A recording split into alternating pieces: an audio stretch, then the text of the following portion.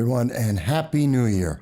That's right, this is No Soundbites Allowed. I am your host, Michael Voss, Dragon of the Southern Tier, and I'm happy to be here with you in this brand new year, 2022. This is January 2nd, and we're going to get right to it because we're here with you as always, because we love to be here with you, and I'm looking forward to this new year. I'm looking to this time to spend with you, to talk about the issues that matter to you from anywhere in the world, because you matter. Your vote matters, you matter, and your voice, of course, matters.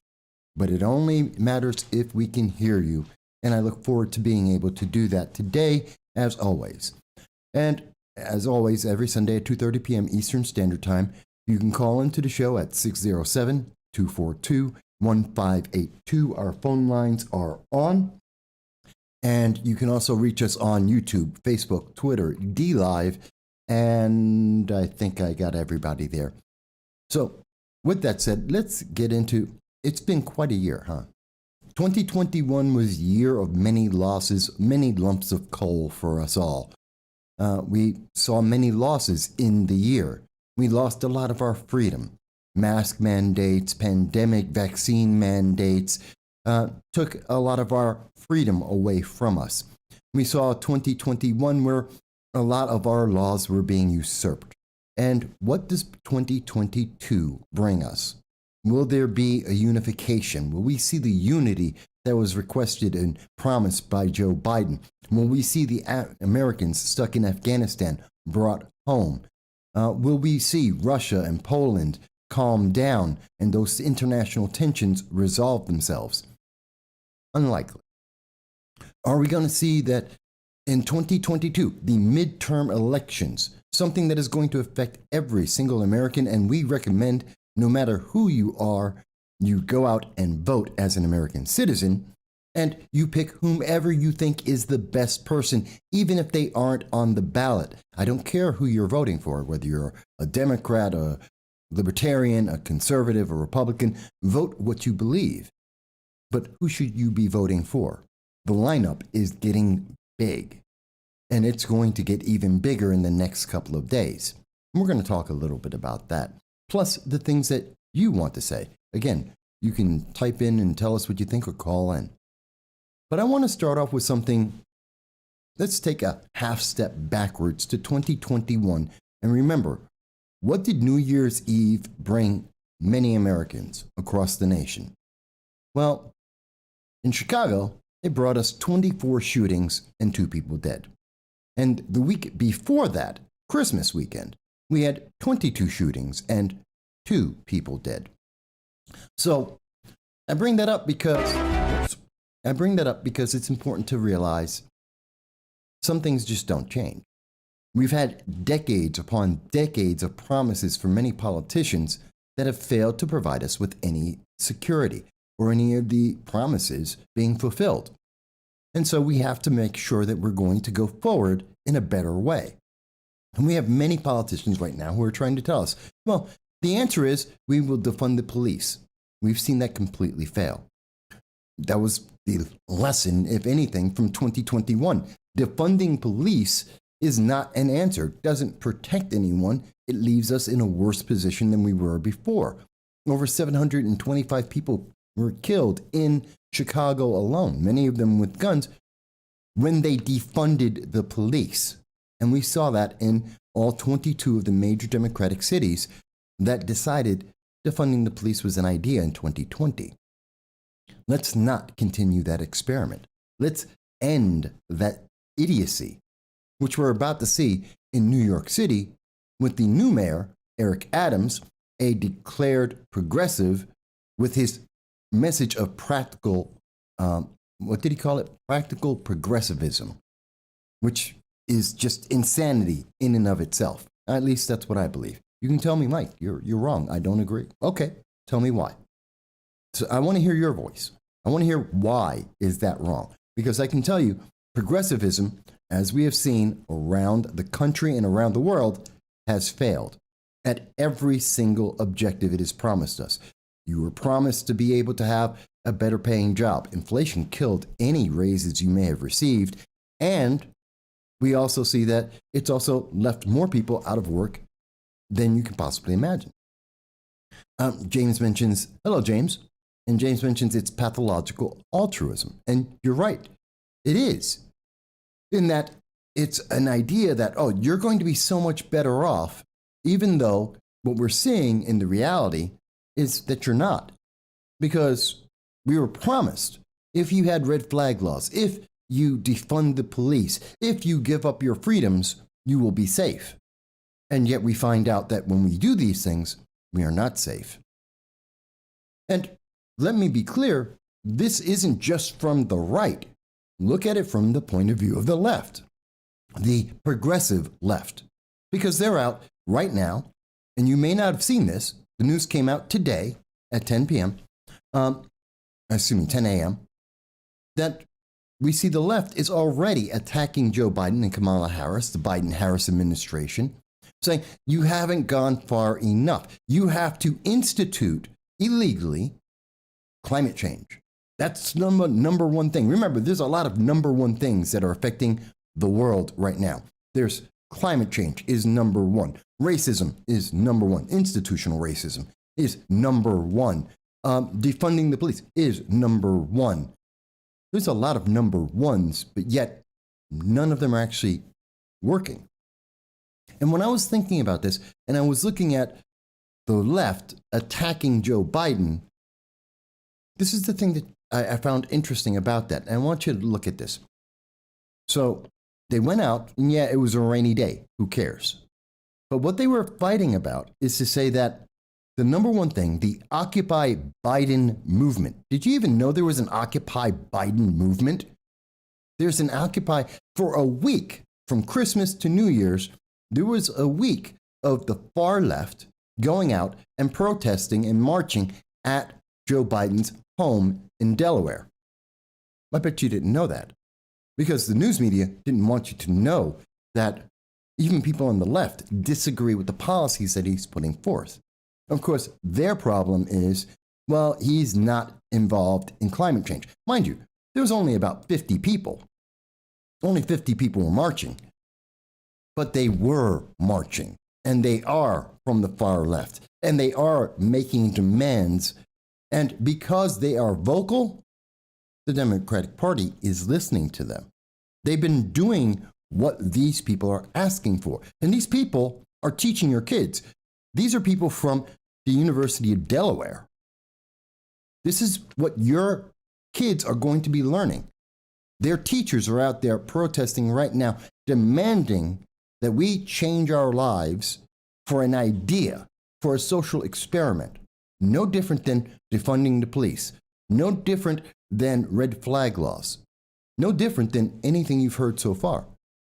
No different than 15 days to wear masks and to flatten the curve, which we are now going into year 3. Year 3. And I want you to be very clear, folks. This isn't ending anytime soon. I want you to know, and I know that some of the news media and some of the social networks don't like when we speak about these things. But I want you to understand, 2022 has made it clear we're not ending this. This isn't stopping in 2022. It probably won't stop in 2024. And I will show you the news.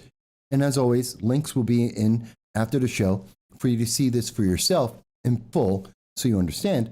But I want to go to Dr. Fauci. He is now recommending, and he is considering, putting bans on your ability to travel across the United States. This is Dr. Fauci in a conversation he had, and this is from December 27th.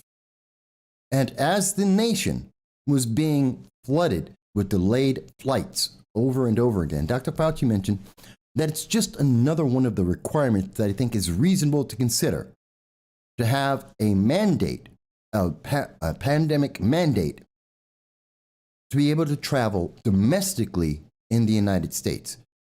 That for you to take a plane, you have to provide proof of a vaccination. Now, mind you, this is coming from the same people who tell you you don't need a ID or any kind of proof to be able to vote.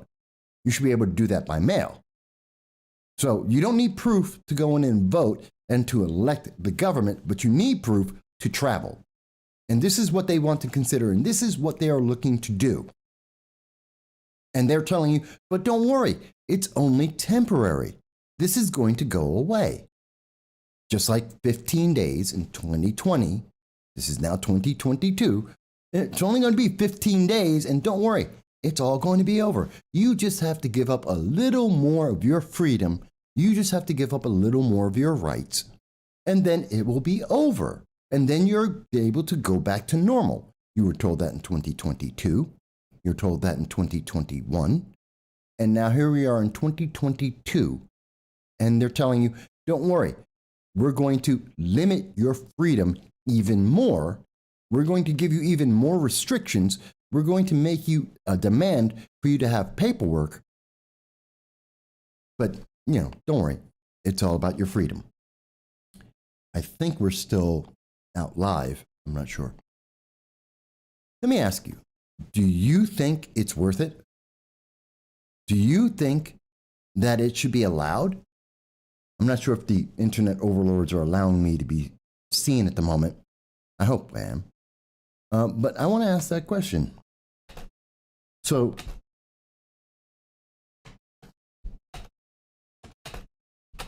and I'm just typing this up so everyone can see it. Give me a second, folks.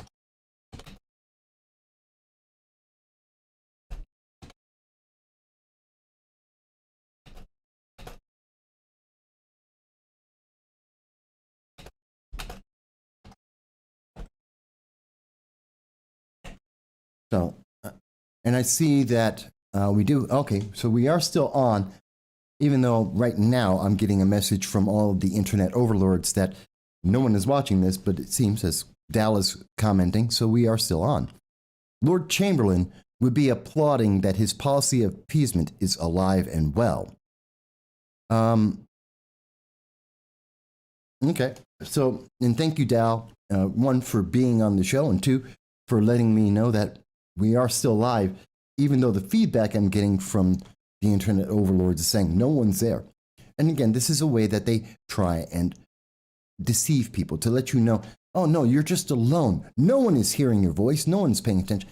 Yes, they are. They're paying attention, and you are being seen, and you are being heard. It's just that they don't want you to know that. They want you to feel alone so that when they tell you, no, you're the only one complaining. You're the only one upset that they're going to require a passport for you to, and a mandated vaccine to be able to travel on a plane to go across this country to do business, to visit family, for a vacation, whatever your reason. Not to go into another country, just to go across this country. Don't worry, you're the only one that's complaining. Except you're not the only one that's complaining. This is from Reuters today, January 2nd, 2022. Dutch police disperse thousands protesting against the lockdown measures. Now, this is in, of course, Denmark. But I want you to understand that you are not the only one that has concerns. Even in foreign nations where they don't have the freedoms that Americans have, they're out there and they're saying, there's a problem here. We've been going through this for years. We've been promised over and over again just one more thing. And each and every time that we get promised that, there's another thing. The goalpost shifts. We'll hit herd immunity at 70 to 75%. And then we'll hit it at 75%, 80%, 85%, 90%. We keep getting told these things, and yet it keeps shifting, and things aren't getting better. Well, let me rephrase that. They're not getting better in terms of the fear. And give me 1 second, Dow. They're not getting better in terms of the fear. Yes, there are many people who have COVID right now. I'm not saying it's not real. I'm not saying that you shouldn't be concerned. And if you do have concerns, I am saying speak to your medical doctor, your medical professional about your personal health care and make a decision for yourself, as only you can. But what I am also saying is that what we're being told isn't matching what we're seeing. God bless the fact that we have Omicron, which is one of the least deadly variants we have ever seen. It is incredibly survivable on top of the fact that it was already 97% survivable in the first place, unless you're very old and or have pre-existing conditions. And yet now we're being told you can't fly. And you're the only one complaining. No one's complaining. I mean, remember, we covered 4 protests in the southern tier. Hundreds, thousands of people came out to say they were against this. Doctors and nurses and healthcare professionals lined up and put their jobs on the line in 2021. And appointed Governor Kathy Hochul fired them. 34,000. And if you're wondering why we have a crisis in our healthcare right now in New York State and across the country, look at the fact that in New York, in California, in Michigan, in these Democrat-led and led states, what we have seen is they have fired the very people that we need to take care of the problems they knew were coming. Now, Dow mentions logic would follow that if ID requirements are a form of suppression, then any application of an ID is oppressive and should be abolished. There will be those that say, quote, oh no, that's way too far. Well, I don't understand the logic of it. Because on the one hand, we're being told by the socialist progressives, well, no, we don't need any IDs. You should be able to vote no matter what. And we want to make it as simple as possible. You don't need any verification. Go out and vote. In fact, in 2021, we saw that in California and in New York State, that illegal aliens have been now vindicated and they're allowed to vote in our elections. Yes, our state elections and our federal elections, because there isn't a separate form. There isn't a separate ballot. So they will be able to vote in our elections to change your life. 800,000 illegal aliens will be voting in New York City. That is a third of all votes that normally come in New York State. Think about that. About a third of all the votes will now be coming from a new group, a group of illegal aliens, people who've been in New York State for 30 days, some of them more, and they're going to dictate who's going to be in charge. And who do you think those illegal aliens are going to pick? Are they going to pick a New York State governor that paid them $15,000 per person from your taxes? Or the person says, why are we paying illegal aliens for breaking our laws? Do you think they're going to vote for the person who says they can drive and have a driver's license and go to work and have jobs, which is illegal? Or do they think they're going to vote for a person who says, I want to follow the law? Which one do you think those illegal aliens are going to vote for? And how is that going to affect your life? Because, again, you're paying for this. $2 billion was spent on illegal aliens in 2021 from your pocket in a state that is bankrupt. We are $8 billion in debt. $2 billion of that went to illegal aliens from your pocket. That's why your taxes are going up. That's why food costs more. Do you think that's fair? Now, Grimm mentions, alluding to Neville Chamberlain, whose policy of appeasement in the face of 1940s Germany expansion and tyranny honestly believed it would avert a crisis. Tyranny would be short-lived, and then every time it's always short-lived. We're always told it's going to be. I mean, think about that, Dow. Think about it, everyone. When have you ever been told 15 days, just 15 days, wear a mask and you'll be okay? Just go out and get one shot. It's a vaccine. You get one shot and you'll be okay. Go out and get one booster. It's all right. You'll be okay. Now you may not be able to travel. Maybe you can't get a job. If you're working and you don't get these vaccine mandates, you're fired and you can't get unemployment. This is the legacy of 2021 we are bringing into 2022. And I'm asking you, do we continue down this same path? Is it worth it? For all of the things we've been promised in 2020, 2021, the freedom that we were told is just around the corner, is it worth it? Is everything that you are sacrificing now and your children are being taught to do, to obey, is it worth it? Because just like Neville Chamberlain, it's only temporary. It's an appeasement. Just do it and this will pass. Except it's not passing. If you think I'm wrong, tell me why.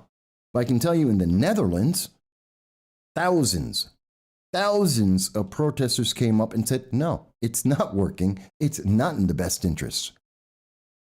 News media doesn't want to tell you that you're not alone, but they won't. But they're even remiss to tell you, and they try and cover up the fact that the very people who are telling you that you have to obey, that you have to do everything they tell you to do, that you should act without questioning them, are the same people who don't do what you said, what they said. Alexandria Ocasio-Cortez, she can't go out in New York State without a mask, without the vaccine mandates, the pandemic medications, but she's more than happy to go to Miami, where they're not required, to walk around without a mask and to enjoy herself. She had to go to another state to enjoy the freedoms she is more than willing to deny people in her state, and she wants to make it national because, well, she's a congresswoman, so she's special. She's special. Dow mentions it's like giving the bully your lunch money in the hopes that they'll just leave you in peace. Doesn't happen. In the end, the only respect of superior force holds bullies in check, and that's true. What's the old, I know when I was a child, and yeah, that was a long time ago, but when I was a kid, I remember my dad said, if they hit you, hit them back. Don't just stand there and take it. Hit them back. Don't cry in a corner. Don't wait for someone else to come save you. In this world, no one's coming to save you except yourself. And if you stand up for yourself, others might stand with you. That's a lesson kids don't get taught anymore.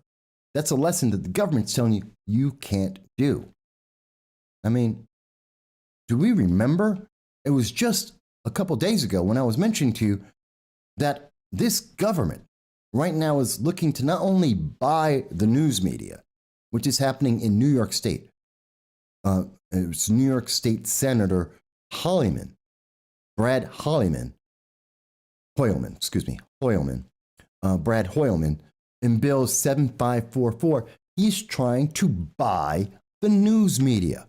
He's promising them your tax dollars.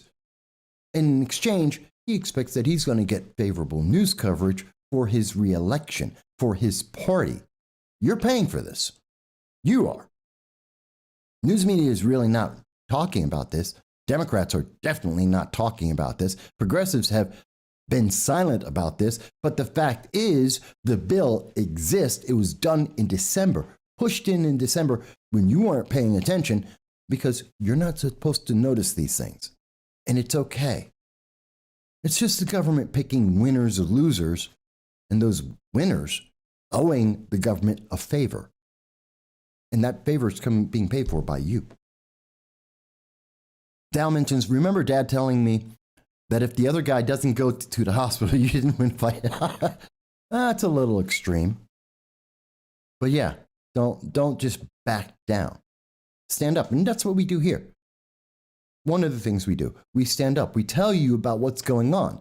We tell you when we see politicians abusing the system, using your money to get their advantage so that they can maintain power. And it doesn't matter if it's Bill S7544 in the Senate by Brad Hoylman. He's got a hard name. And his attempt to buy the favor of the news media with your tax dollars, or whether it's Alexandria Ocasio-Cortez telling you that you can't live your life while she can. while she has the freedom paid for by your tax dollars to live the life you can't have because she said so. And when you do complain about that, by the way, well, what happens? She goes out and she's having the time of her life, and everyone in the world is noticing that she is doing this. In fact, making fun of her about it. And her answer is sexism. You don't have to believe me. This is from Newsweek. Newsweek didn't want to tell you about the fact that she was out in Miami. But Newsweek is more than happy to tell you that she's mad at Republicans because it's sexism. Can you imagine that, folks? It's sexist to actually call her out for her duplicity. Because you're not supposed to question the politicians. You're not supposed to ask questions. You're not supposed to point out the absurdities of what they're doing versus what they're saying. And trust me, it's not just in New York.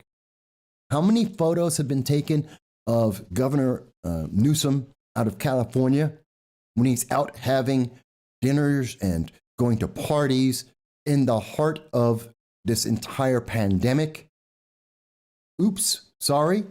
Governor Whitmer out of Michigan doing the same thing. Boris Johnson and his administration in the United Kingdom.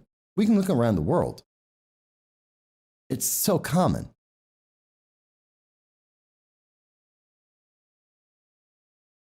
So Jason, and hello Jason, thank you for letting me know that D-Live is up. Jason mentions she's voting by proxy because she can't be there because of COVID. That's right. She can't even be in Congress. We have to modify and be careful because the pandemic doesn't allow her to be around other people. She's vaccinated. She was wearing masks every time a camera is on her that she knows about. And she can't do her job that she's getting paid 3 times, 4 times as much as the average person in New York State. And God knows across the country, up to 5 to 6 times as much as the average person in America makes. And she can't do her job, but she can go out in Miami and have the time of her life, have a great little party on your tax dollars. And if you question her, well, then you are a sexist. You have a problem. It's your issue for bringing up that she is doing exactly the opposite of what she promised and what she demands of you. Jason mentions she's a heartless DeSantis. What? She's heartless. The DeSantis wife getting cancer and she's blaming him for a no-show. Yeah, she tried to turn it around. And it's in this article as well from Newsweek that rather than actually address, Congresswoman Alexandria Ocasio-Cortez, you're a stringent advocate for making sure that other people have restrictions in their life. You have attacked the governor of Florida for his ability, for his decision to allow people to have freedom. And the numbers for them are just the same as in New York, as in California. There is no difference. And her answer was either you're a sexist or she decided to attack a man's wife with cancer. That's sad. Yeah. And again, she's talking about her and women and LGBT. It's the evil, mean people in Congress. Really? I don't think so. And by the way, folks, I want this to be very clear so you understand. This isn't ending. Yes, it's been 15 days since we need to flatten the curve. And they're telling you it's right around the corner. Don't worry. This is about to end. We're going to beat this. Except Joe Biden just paid $137 million of your money in an announcement that's coming out on Wednesday. In 3 days, he's going to come out and he's going to mention that he just got a contract with Germany, not the United States. So much for making it America.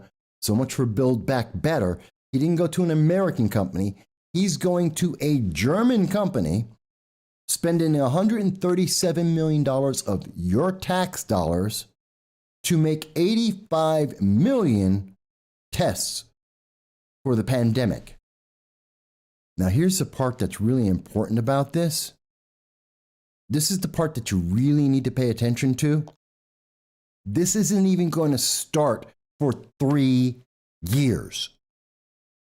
They won't even be able to make the first kit in 3 years. $137 million is going to build a factory, build up the company, hire workers, and start creating a product that's going to be exported into the United States.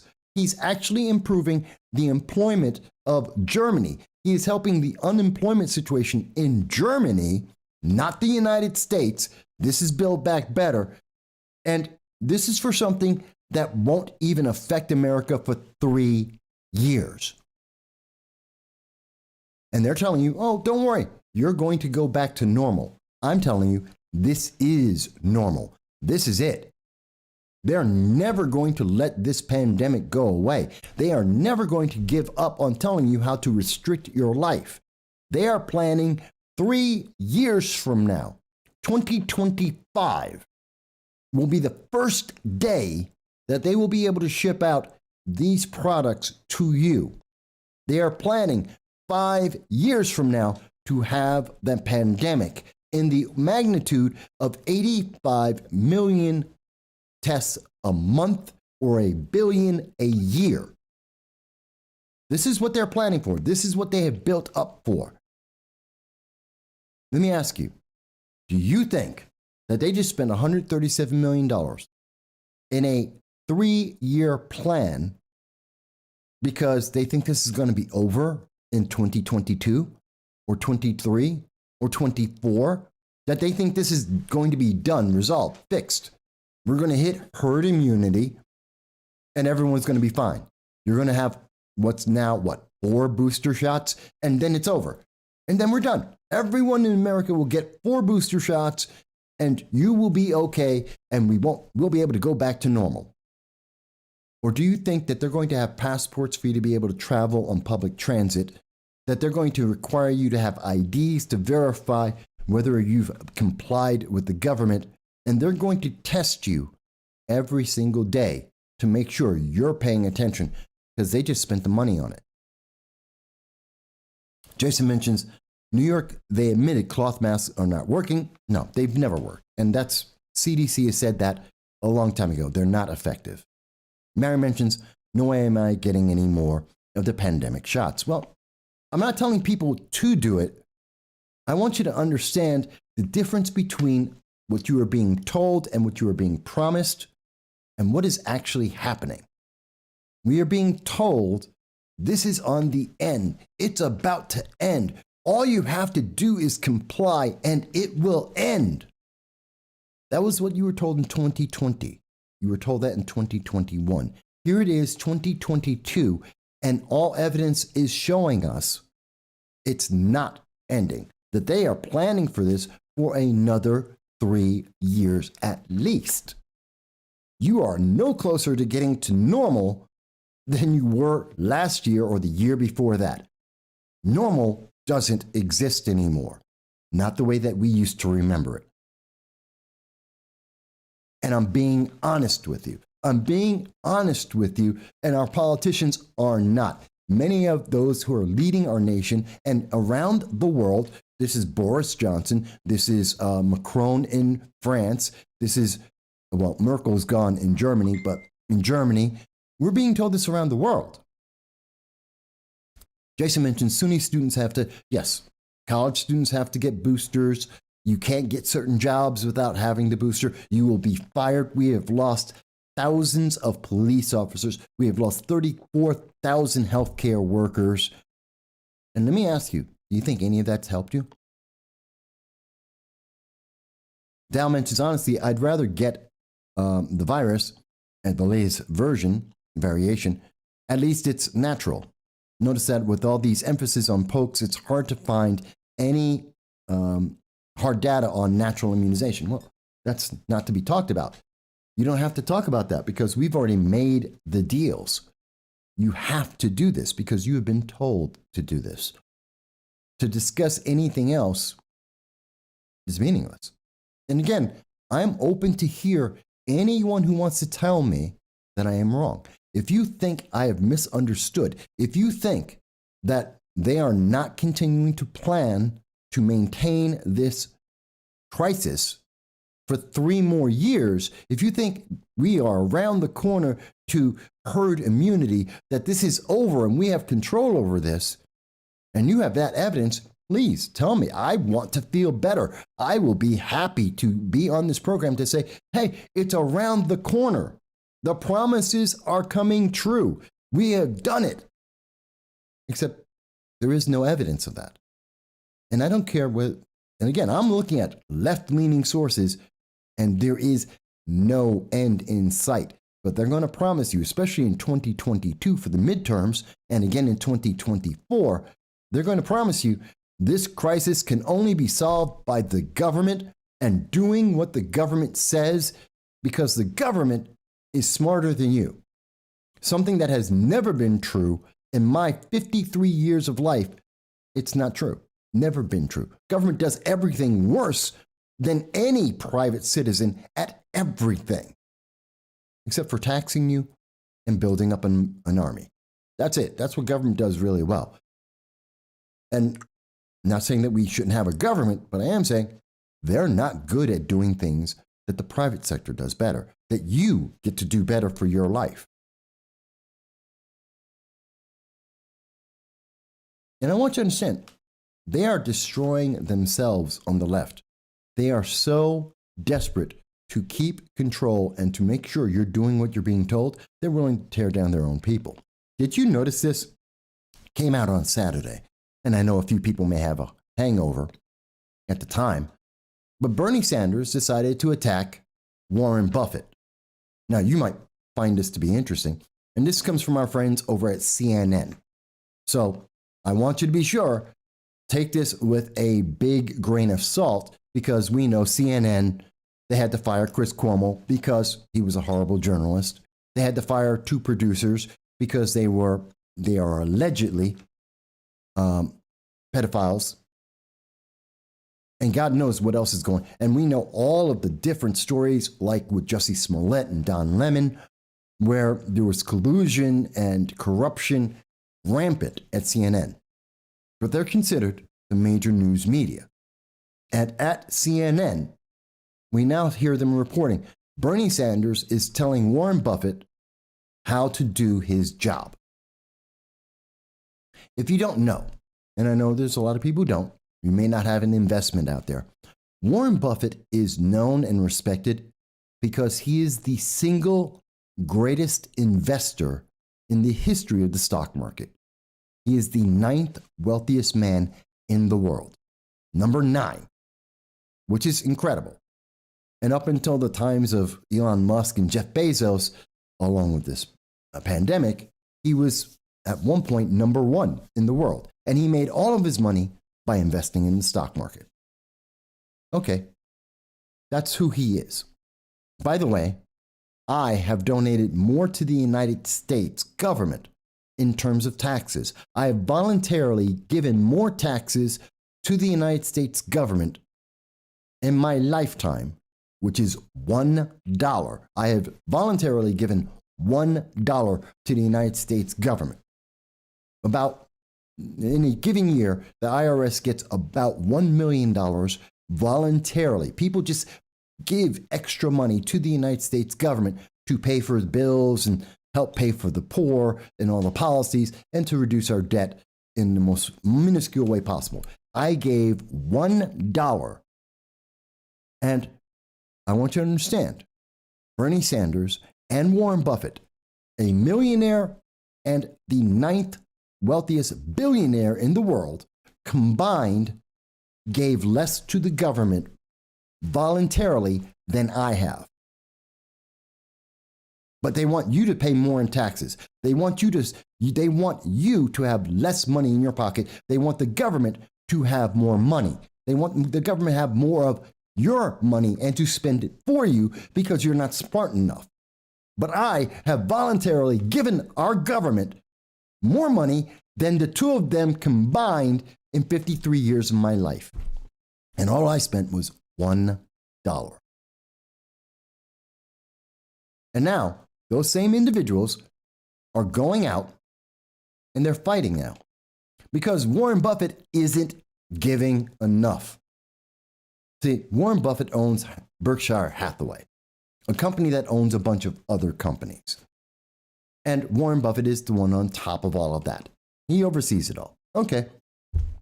And Warren Buffett is saying, hey, one of his companies, there's a strike going on, and Bernie Sanders is, oh, listen to the strike, give the union all the money. Warren Buffett says, I don't run that business. They have a guy who runs the business. I own the company. They have a business. They have a CEO. I have nothing to do with it. And Bernie's like, well, that's not good enough.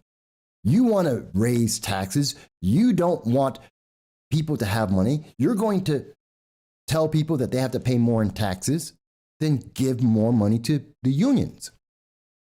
I want you to understand something. Warren Buffett and Bernie Sanders, they want you to spend more. They want to have higher taxes on you. But Warren Buffett, who has over $100 billion, $100 billion, and guess what he's going to do? He's going to take all $100 billion, enough money to run the United States for 1 month, and he's going to give it away. He's not going to give it to the government. Mind you, he wants you to pay more in taxes. He's okay with his secretary paying more in taxes than he does. He wants you to have less money, but he's going to take his money and instead of giving it to the government like you should, he's going to give it to people he thinks should have it. Does that make any sense to you?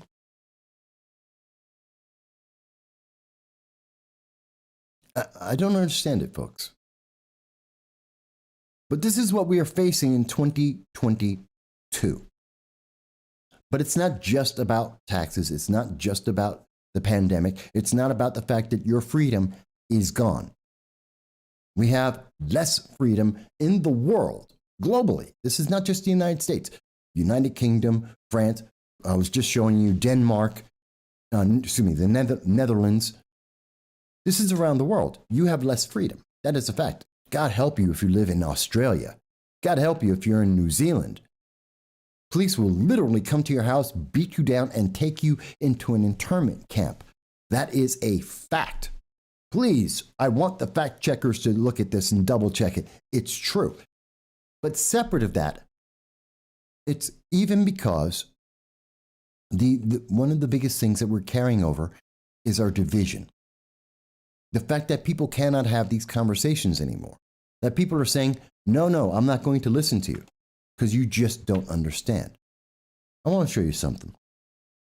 This is off of Twitter. This is just a regular person. And a person that was on TikTok. But I want you to understand what this is about. Gen X. How did you guys do it? How did you stay out of the generational hate war? We didn't stay out of it. It was just never an issue with us. Anybody born between like 75 and 89, you automatically started going to school with multicultures. So it was never an issue for us. White, black, and brown, we was holding it down since day one. We never looked at people at this color and stuff like that. If we didn't like somebody, it's probably because they were just an asshole. Also, social media destroyed y'all's lives. All you younger folks, it just destroyed y'all's lives. They just promote hate and racism every single day, and it's starting to divide everybody. See, we didn't have technology like that. When I was in middle school and high school, we had pagers and shit. So, I mean, you wasn't texting racist shit on that. Yeah, we had the news and stuff, but we didn't watch the news. We was kids. We was outside. We was also not raised to be pussies and offended by everything. Somebody didn't like you, your mom would be like, quit being a bitch and go find somebody else to kick it with. And we did. It was the greatest era ever. Like, we never knew so much about racism till now. Okay, so, and I know there was some strong language in there, about as strong as what you would find on any TV show currently. So I'm not upset about putting on this channel, though we usually don't use those words. But I want you to understand, where's he wrong? How is he wrong? We're being told that, everything is racist. What? AOC told us, if you question her, then you're a sexist. And we hear from the news media, if you question the government, well, then you're a radical. You're an insurrectionist. Yeah, I'm going to get to January 6th in a second. We're being told that if you don't understand the principles of critical race theory, intersectionality, and gender identity politics, well, then you are a problem. Last year, I am in the middle of a fight with an educational system in the southern tier of New York because I dared to say that a program they put together actually increases the amount of racism in southern tier of New York, that they are teaching children more racism and to be racist because the application of critical race theory says that white people are evil and that people of color, black people, are victims, and that you can never escape these values. This is what's being taught in our schools. This is what is being taught. And they're telling you, the number one thing in America is institutional racism, and you are institutionally racist. And if you complain about it, well, that just proves that they're right. Not that their logic is circular and therefore illogical. No, it's completely fine because they say so. And yet we have historical fact. We have people who are still alive today. I'm only 53. That gentleman you were just watching is in his 30s or 40s. And we have people who are alive today that can look back in their lifetimes and say, not only did things get better, they're getting worse now. We are going backwards. That the more that we are hearing that we are inherently racist, that we must, the whole BLM plot, Antifa, the more we're being told that we just have to be less racist. We have to be less white or less Republican. The more that things are being divided in our nation is splitting and falling apart. That it's getting worse. The more safe spaces they have for more this group and that group, well, I don't care whether you're trans or you're black or you're Asian, the more that they're focused on this, the worse it is getting. The more they're creating that. Because they're not looking at people as individuals. You're just there to obey. You're a checkbox. And you're only there to do what that checkbox is meant to do. And you only have the value of your checkbox on any given day. That's the message that 2021 has given to 2022. That's where we're starting. These are the starting blocks of 2022. And if you don't like these, you can change it. But the major news media doesn't want you to even recognize this is your starting point. We are on the starting line of 2022. And the starting point, well, this is what you're starting from. This is the burden and the obstacles in your way. We have to be at least honest with each other enough to be able to recognize that, to be able to go forward. And that's what this channel is trying to do. Jason mentioned that in terms of Bernie Sanders, Sanders believes he's better at capital allocation than you. That's right. He wants to redistribute your money, a term that was so abhorrent to the American people, they stopped using it. Now they use different terms, but it's the same thing. Because they're better. The politicians know how to spend your money better than you do. That's why America is $30 trillion in debt. Yes, I'm rounding up. $30 trillion in debt. A number so large that for most of my life, it was only a number used to tell the distance between planets. It is so large that, honestly, no human being has a concept of what that number means. And the answer from Andrew Yang and Alexandria Ocasio-Cortez and many of the progressive Democrats is just keep printing money. Because there's no such thing as the Weimar Republic. Look it up. It's in history in Germany. There's no such thing as the banana republics of the 80s and 90s in all of South America. It's historic. Look it up.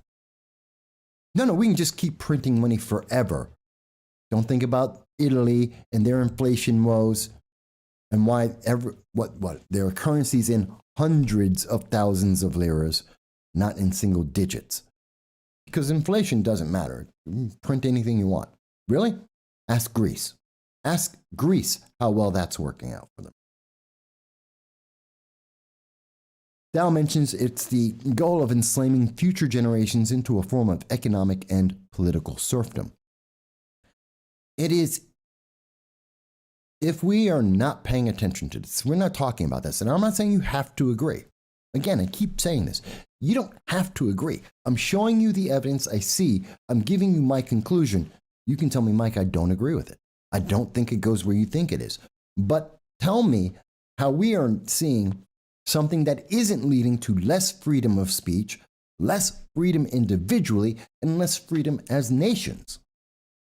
We are seeing more nations become more autocratic at a time faster than any other time I can think of in the history of the world.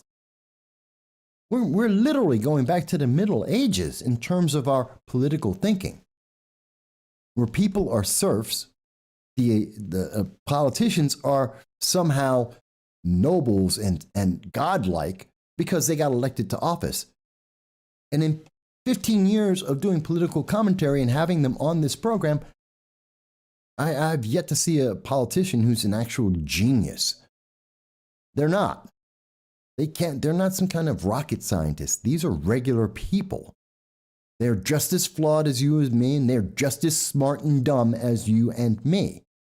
They're not better. And I've talked to Democrats and libertarians and conservatives and Republicans across this entire country for over a decade. And I can tell you, they're just the same as you and me. The only difference is that they've been elected to an office. And some of them have been in that office so long, they think they are better because Chuck Schumer isn't going to the store to buy meat. And notice that it's up 22%.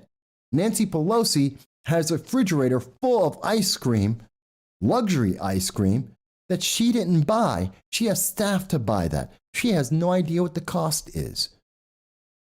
I mean, literally, you can make the analogy, and it has been made, of Nancy Pelosi being the same as Marie Antoinette, saying, well, the public can just eat cake. That didn't work out so well for Marie Antoinette. Again, history. Look it up. But it upsets me. Because this isn't about me. I'm 53. I'm more likely to die tomorrow than I am to make it another 50 years. That's just a fact. But what about the kids in school right now? What about the 5-year-olds, the 8-year-olds, the 10-year-olds, the 20-year-olds right now in our schools and in colleges and working? What are they being told? Obey or else. Be afraid. Do what we say or you will be punished. And the government is going around punishing people as strongly as they can. Dow mentions going to the store recently, our food budget jumped about 35% over last year. And Dow, you are not the only one. And that's with you producing more home. And you're not the only one. Lots of people are. Look at all the ads you see on YouTube, on Facebook, on Twitter. How many times are you seeing people who are saying, get a solar generator, start a new farm? A friend of mine has chickens now. He's planting crops in his backyard. And he's not the only one. People are doing this all over the nation. And I don't think, I would say 1 out of 5 people across the nation are growing their own herbs, spices, carrots, vegetables. People are getting chickens. You've heard about this over and over again in every single state in this nation. Do you think that Chuck Schumer or Nancy Pelosi or Alexandria Ocasio-Cortez, that they're paying attention to that? Do you think they care?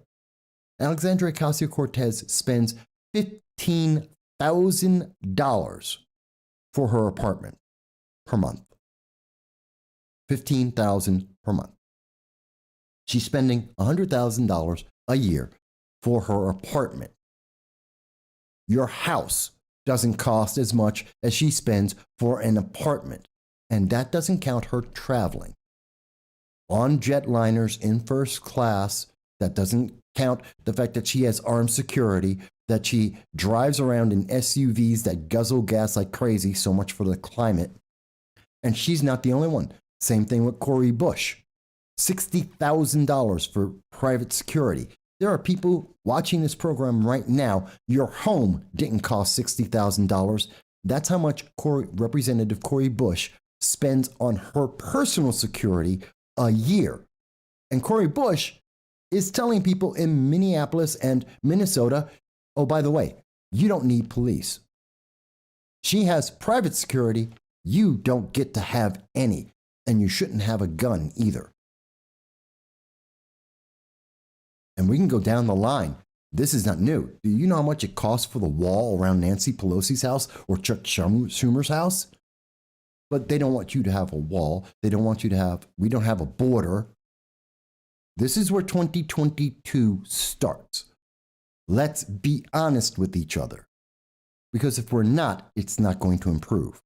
If we cannot honestly look at the situation and say, here are the flaws, we have no hope of fixing the problem.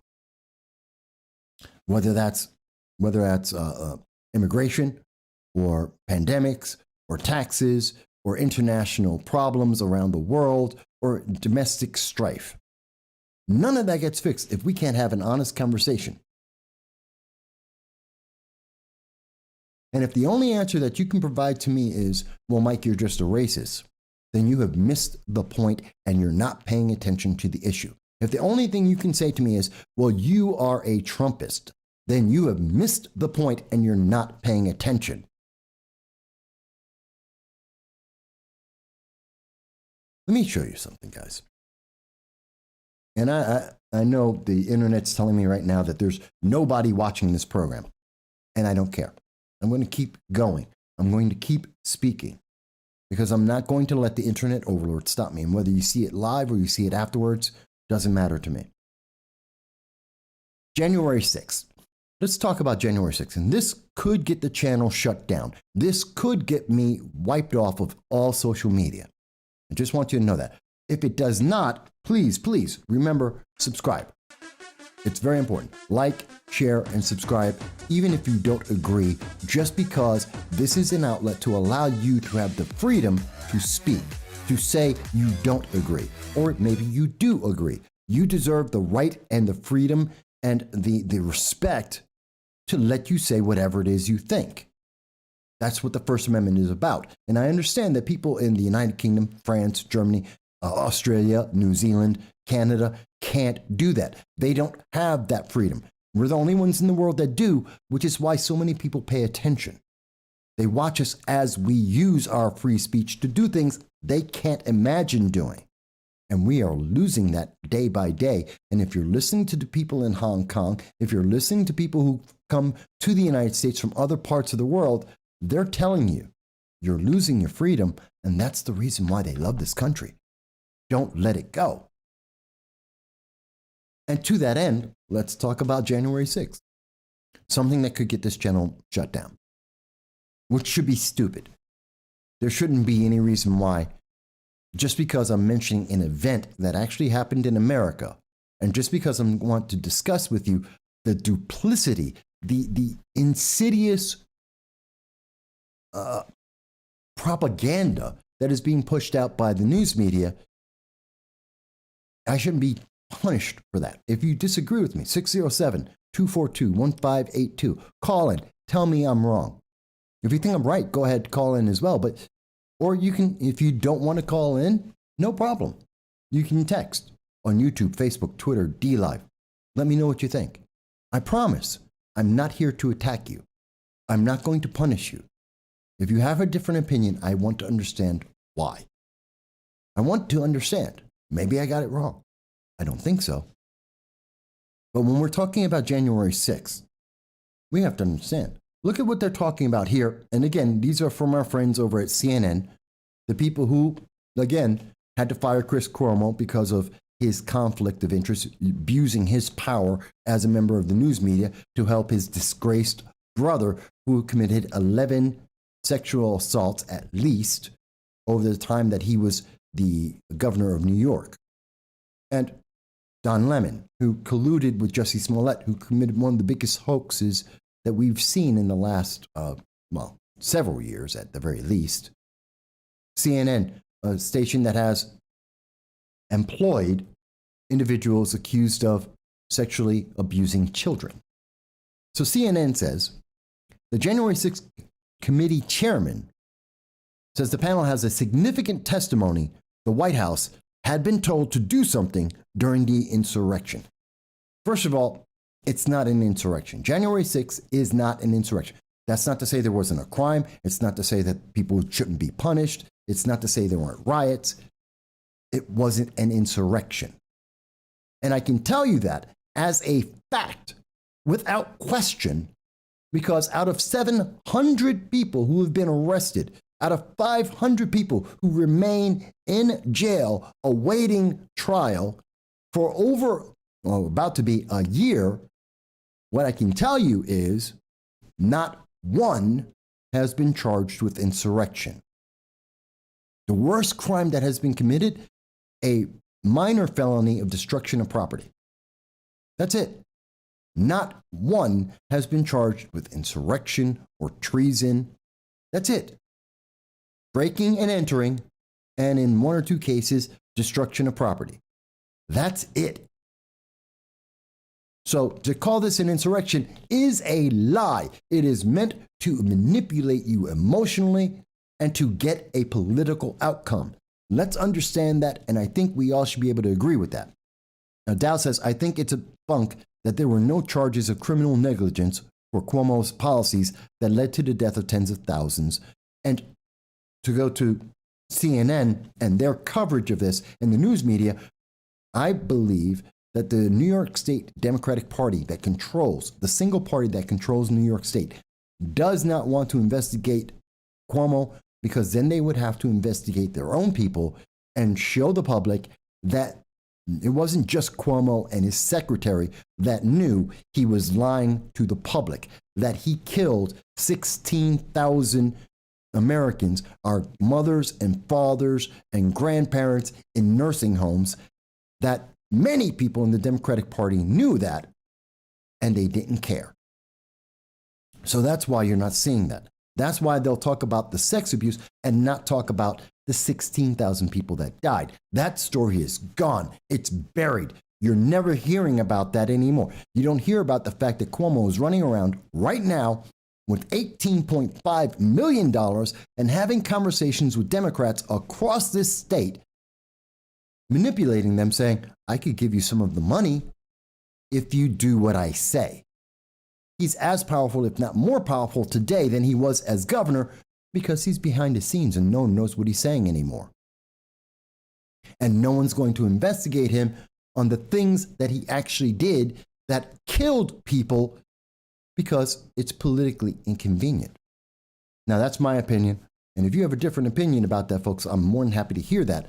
But I can tell you, that's why he had his brother, Chris Cuomo, on TV, shilling for him every night on CNN. A channel that has proven itself to be less than reputable and absolutely corrupt. And it's not the only one, but it's definitely one of the most known about this. And these are the people who are telling you, give up your freedom.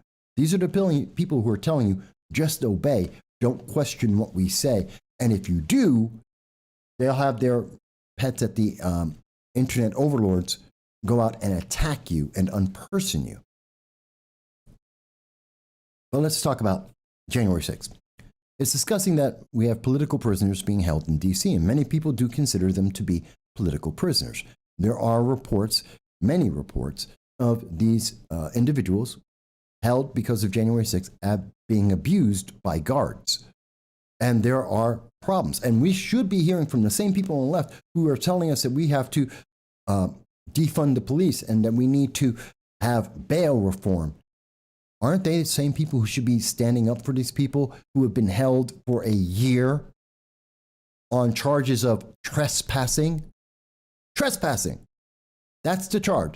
Overwhelmingly, something like 65% of all the people who are held on trespassing, a misdemeanor. And you're telling me that because people trespassed, something that is not nearly as bad as, say, as an example, the Capitol Hill autonomous zone, or the autonomous zone in Atlanta that led to the death of a 6-year-old child, the one in Portland that led to the death of a 16-year-old. No. These people trespassed. They didn't burn down a city like Minneapolis. They didn't burn down cities like in Austin. They didn't destroy neighborhoods across this country like in Houston and in New York City. No. They broke in. Many of them were let in, and they trespassed. And they've been held for over a year. Is that fair? Is that the justice system? Or is that a witch hunt? But let me get to the proof of what I'm talking about here. I want you to understand how you are being manipulated. This is where we're starting 2022. Here are the starting blocks. This is what CNN is starting you off with. Today, January 2nd, CNN. He says that there is significant testimony that something had to be done. I want you to understand. So he's going through this story, and they say, quote, and this is coming from the Democratic chairman of the House Select Committee investigating the Capitol insurrection, which is a lie there in itself. And he says, this is a Mississippi Democrat. We have significant testimony that leads us to believe that the White House had been told to do something. This is Bernie Thompson of Mississippi. We want to verify all of it so that when we produce our report, we have the hearings to the public. He goes on to say, well, the only thing I can say is it's highly unusual for anyone in charge of anything to watch what's going on and do nothing. This is interesting. So he's making these comments as we're about to have more protests in Washington, D.C. and around the nation on January 5th and January 6th. And what we're finding out is that they're looking for these people. They're looking for something that happened. And this is coming from CNN. That there's something significant. You know what the significant testimony is? That people were in Washington, D.C. before the event, and they were talking to their politicians, as is the right of every single American. And they were going to Congress without a riot to meet their members of Congress, as is everyone's right. And that's the suspicious thing. That's significant, that people went to Washington, D.C.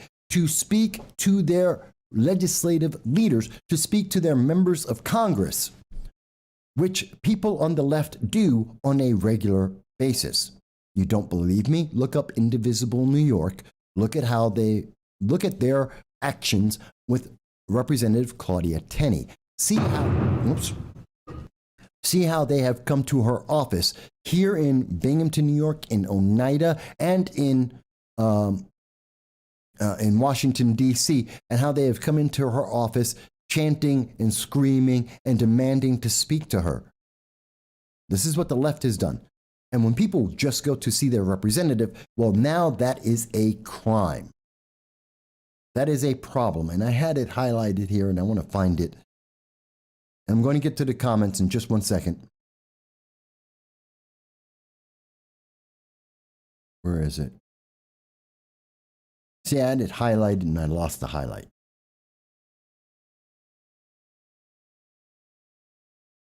Well, let me go forward. Because I want you to understand, and I want you to see this. So they're saying on CNN, there's something significant here, that this is a big deal, that something was said. Looking at it again, this is coming from Politico, supposedly neutral, but they lean left. Okay.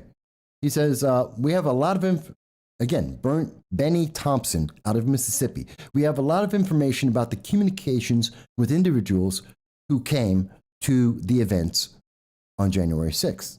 Okay. What do we have?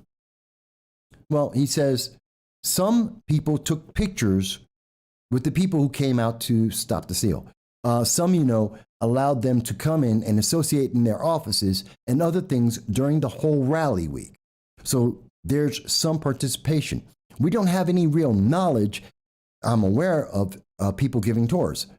We've heard a lot, but we're still looking. To be honest with you, reviewing a lot of the film from the House administration and others have provided. So people came and talked to their politicians, and that's all they have. That's the big news that CNN is dancing around. The actual evidence they have is some people took pictures, that members of Congress took pictures with their constituents who were in D.C. Can you imagine? How is that not a crime? See, it's proof of insurrection that a politician took a picture with their constituents in Washington, D.C. Oh my God, that is such a crime. No wonder there is a conspiracy. Absolutely, we have to throw them all into jail. Dow mentions, same people are probably the persons demanding that terrorists held in Guantanamo during the George W. Bush administration were being ill-treated are willing to persecute fellow citizens for wrongthing. Well, you know what, Dow, you make a great point. The very same people who are complaining, the very same committee on January 6th from Congress is absolutely absent and not even considering what's going on with the Capitol Police, who have no jurisdiction. There's no oversight on them from the public. They're not even paying attention to what's going on in the prison. They won't speak about it. But I guarantee you they'll talk about Guantanamo. Guantanamo, by the way, that still exists under Obama, that still exists under Biden. And the left has completely forgotten about it. They just don't care about that anymore. We still have the people in Guantanamo. They just don't care. Why? Because it's not going to win them an election, so they don't care about that. So they're not talking about it. But they also don't care about American citizens on American soil that are being treated as badly, according to the allegations that are being made. And the proof of all of their anger is that some people, took pictures with their constituents. That's the big, bold news. That's the terrifying thing. And that President Trump took his time to make a statement. He came from the rally to the White House, saw what was going on, evaluated what was going on, and then came out and told the public to go home, to calm down. That is exactly what happened on January 6th. And because he didn't walk out like, say, President Obama, who had no information, had no idea what he was talking about when a black professor was trying to break into his own home. And when police were notified that someone was trying to break into his house because he was not identified, President Obama came out and said, well, that's racist. Because someone was trying to break into a house, and the neighbors knew that the owner of that house wasn't home. And when they saw someone trying to break into that house, they called the police. And the police detained that man as they finally determined, oh, it's the homeowner trying to break into his own home. But that was considered racist because President Obama had no idea what was going on. He had no evidence, and he made a snap decision, and he was wrong. And because we saw as people were in Washington, D.C., and there was a riot ongoing, the president took the time, President Trump took the time to understand the nature of the situation and how widespread it was and what to say. Because he took his time to do that, well, Democrats are upset with him. And that means it's collusion. It means it's an insurrection because President Trump took less than 187 minutes to figure out what was going on. Because President Trump came back, was in the White House, then found out that this event was going on and it was growing and people were just finding out, and he was getting information from members of Congress telling him different things. And as he's trying to evaluate and find out what the hell's going on, and then came out and spoke to the American people with a carefully worded statement, well, that's just criminal. That tells you it's a crime. Because he didn't make a snap decision. Because he thought about what he was going to say so that it would have the most impact. Because he took the time to evaluate the situation and actually get it right. Well, obviously that means it's an insurrection. How stupid do some of these politicians think we are? I can tell you how stupid that CNN thinks we are. And it troubles me. Because you may be sitting there and saying, well, Mike, no one really cares about this. No one's really paying attention to this. Yes, they are. Yes, they are. Not just in the United States, but around the world. Here's The Guardian. 1 in 3 Americans say violence against the government is justified. You should be very scared by hearing that. This is a poll from the Washington Post. And that many people, 34%, believe that this is okay. 40% of Republicans, 41% of independents, 23% of Democrats. Now, they may all have different reasons for why they believe this. But the thing is, the world is paying attention. The world is watching what is happening very closely. They care about this. The news media isn't talking about this. The news media doesn't want you to know. The news media has an objective. They have a goal. They have a bias. Because CNN proves it. Oh, no. We have absolute proof. These are the same people that told you for 3 years with Adam Schiff, Representative Adam Schiff, telling you for 3 years, every night. Rachel Maddow telling you for every night. There's proof, collusion, Russia. We have evidence. And there is no evidence. There was no proof. Not that there was any collusion from the Republican side. There was proof of collusion from the Democratic side. But that's okay. We're not going to talk about that.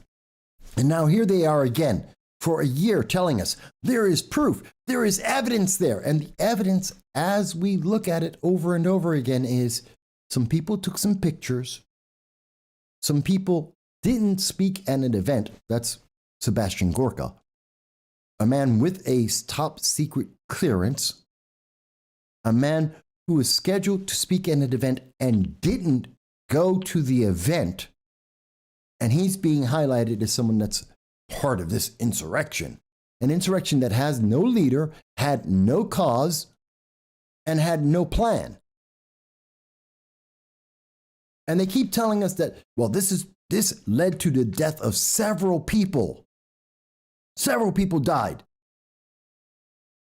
Again, going to CNN, the ensuing chaos at the riots led to the deaths of multiple people the day of the attack or shortly thereafter. That is a lie. That is a blatant, absolutely factual lie. The only person who died on January 6, 2021 is Ashley Babbitt, a former member of the United States Air Force, a woman who was shot for no reason. She wasn't armed.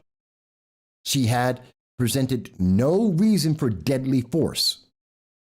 And she was just pointed out of the crowd and shot randomly, apparently. No investigation into the shooting has ever been done. The Capitol police officer who did this has been exonerated. No one's looking at it. No one questions it. He shot Ashley Babbitt, who was behind a doorway in a room filled with police. 12 police officers, 5 seconds after she got shot, were in that room in riot gear with AR-15s surrounding Ashley Babbitt and several other protesters. There was no threat, and she was shot dead. That is a fact. She is the only person that died on January 6th. The only one. And all the people that we see CNN trying to tell you this is how deadly it was. These were people. First, they don't want to tell you who died. A protester died. Not any member of government, not anyone in law enforcement. A protester died. So they don't want to tell you that. They don't want to tell you that every other single person who died was either because of natural causes or actually were all from natural causes or suicide, and not on January 6th. Some of them were weeks after the fact. They're telling you, oh, multiple people died. No, they did not. That is a lie. That is a factual lie.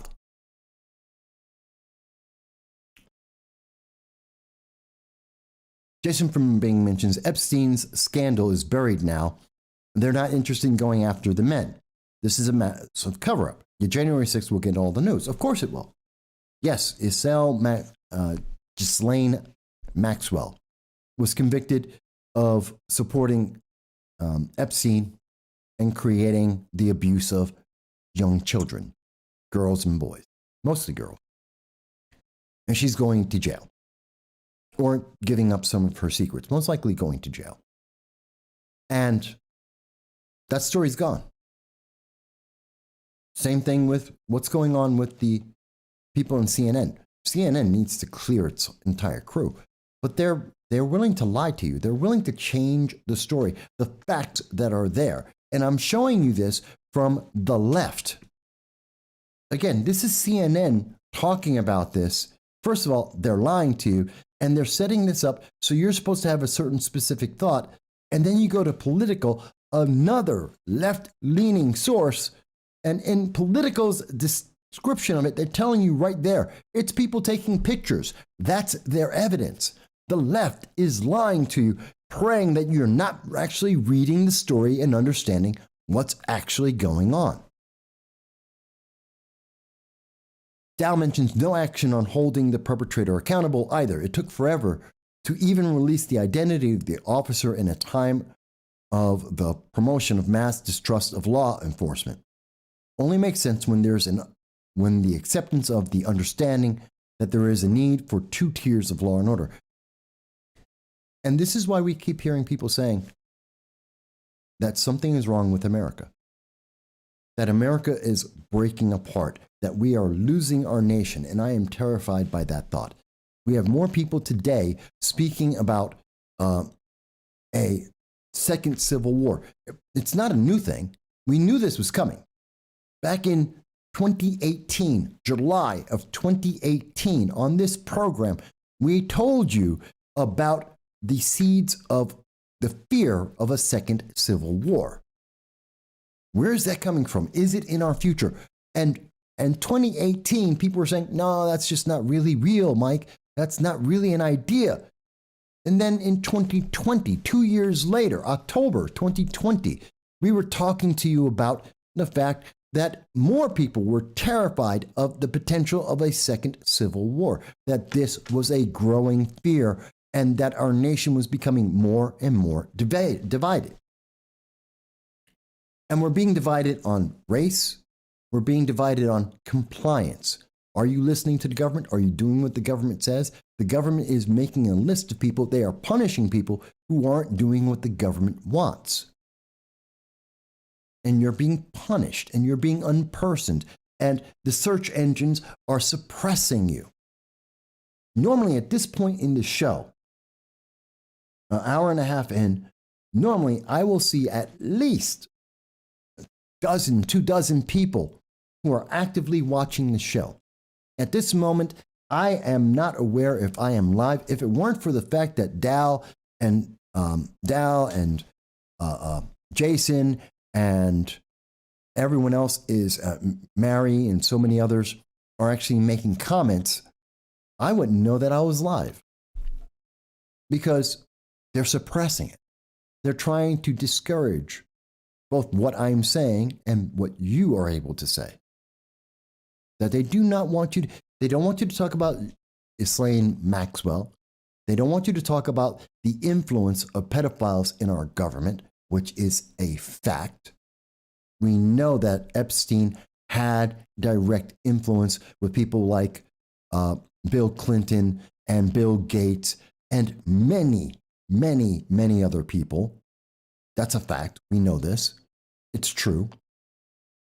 They don't want you to talk about that. They don't want you to think about what happened on January 6th in 2021 and understand that why did that happen? Because Americans were angry. The American public were angry that the American public had lost faith with our election system. 71% of Americans today do not believe in the integrity of our election system.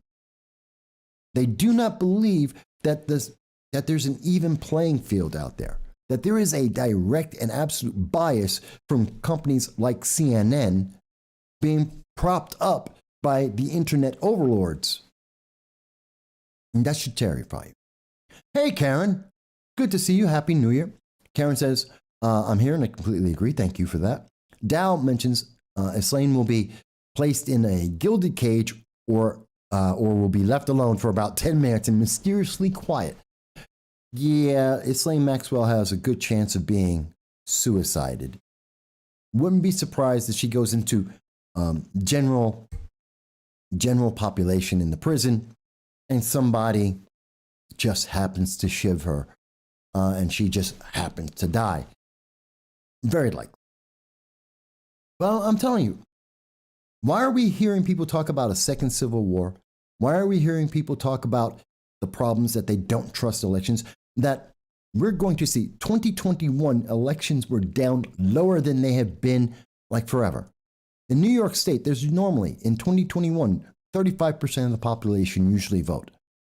27% were voting. Apathy is in. People do not trust that the system is actually counting what they're saying.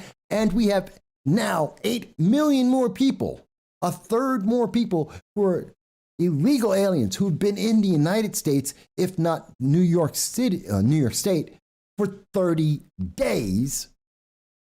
30 days, and they're able to vote in our elections and make a decision.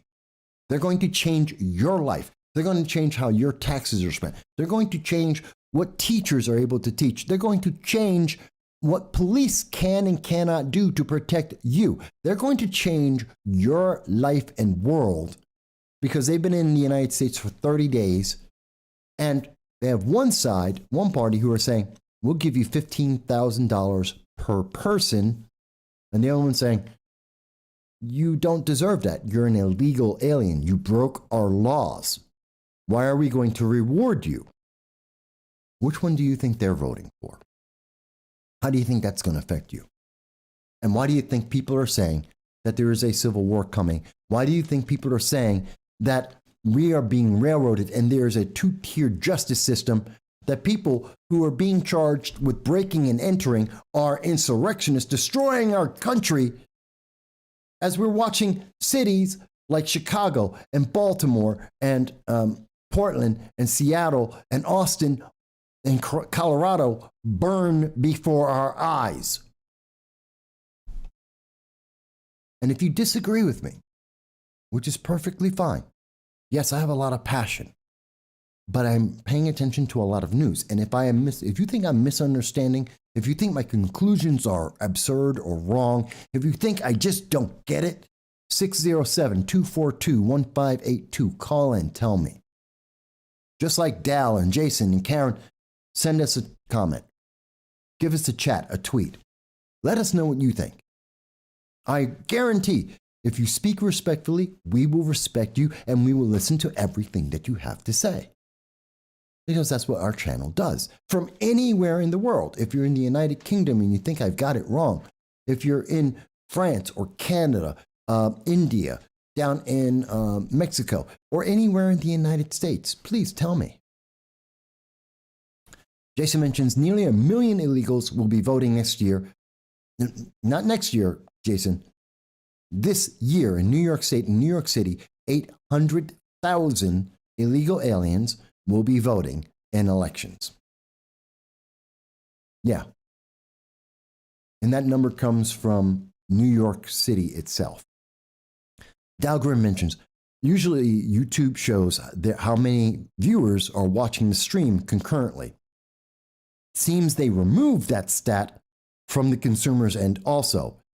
It just shows you started, they don't want anyone to know. And Dal, here's a funny thing.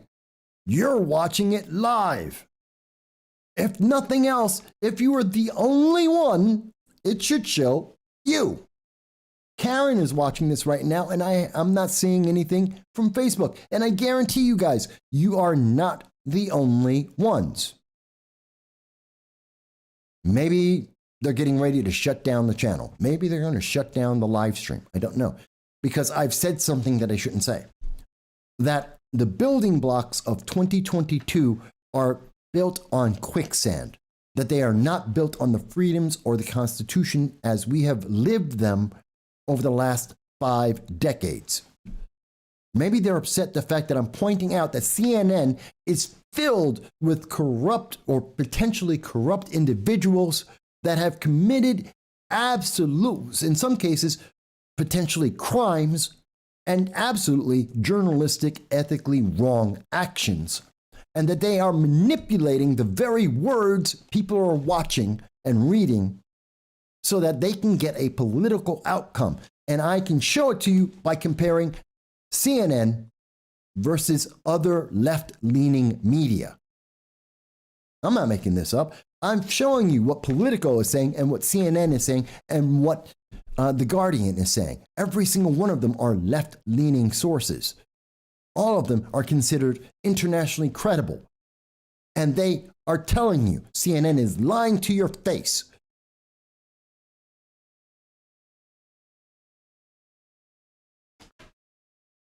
That's why I'm passionate right now. Because this is insane, folks. This is crazy. We are seeing the evidence in front of us if we pay attention. And we're being told, don't look. We're being told, don't pay attention. We're being told, obey. You're going to keep wearing that mask. You're going to get a jab. You're going to keep getting a jab. And it doesn't matter because for the next 3 years, this crisis will go on. That is a fact. They've already spent the money. They're already making the plan. You've got another 3 years of this coming, and you must obey.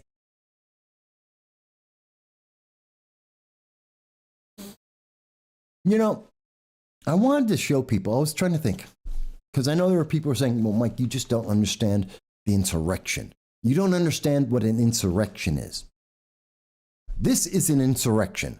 This is a fire in South Africa at their parliament. This is a very sad day for our democracy because Parliament is the home of our democracy and Parliament is also a strategic key point. All matters will be investigated. The police have started to investigate. The forensic department is here. Public Works is here. We're all together. And I must say that we have the situation under control for now. We will be continuing with the investigation as to the cause of the fire. For now, where it is burning, we've contained the fire in the chambers of the National Council of Provinces. The fire is currently in the National Assembly chambers, where we are also busy to contain that. Okay, do you see that? And this came from January 2nd, 2022. This is the government of South Africa. This is an insurrection. This is an insurrection. See, when people tell you, well, you just don't understand, there's the evidence from today. That is an insurrection. That is an attack on a government.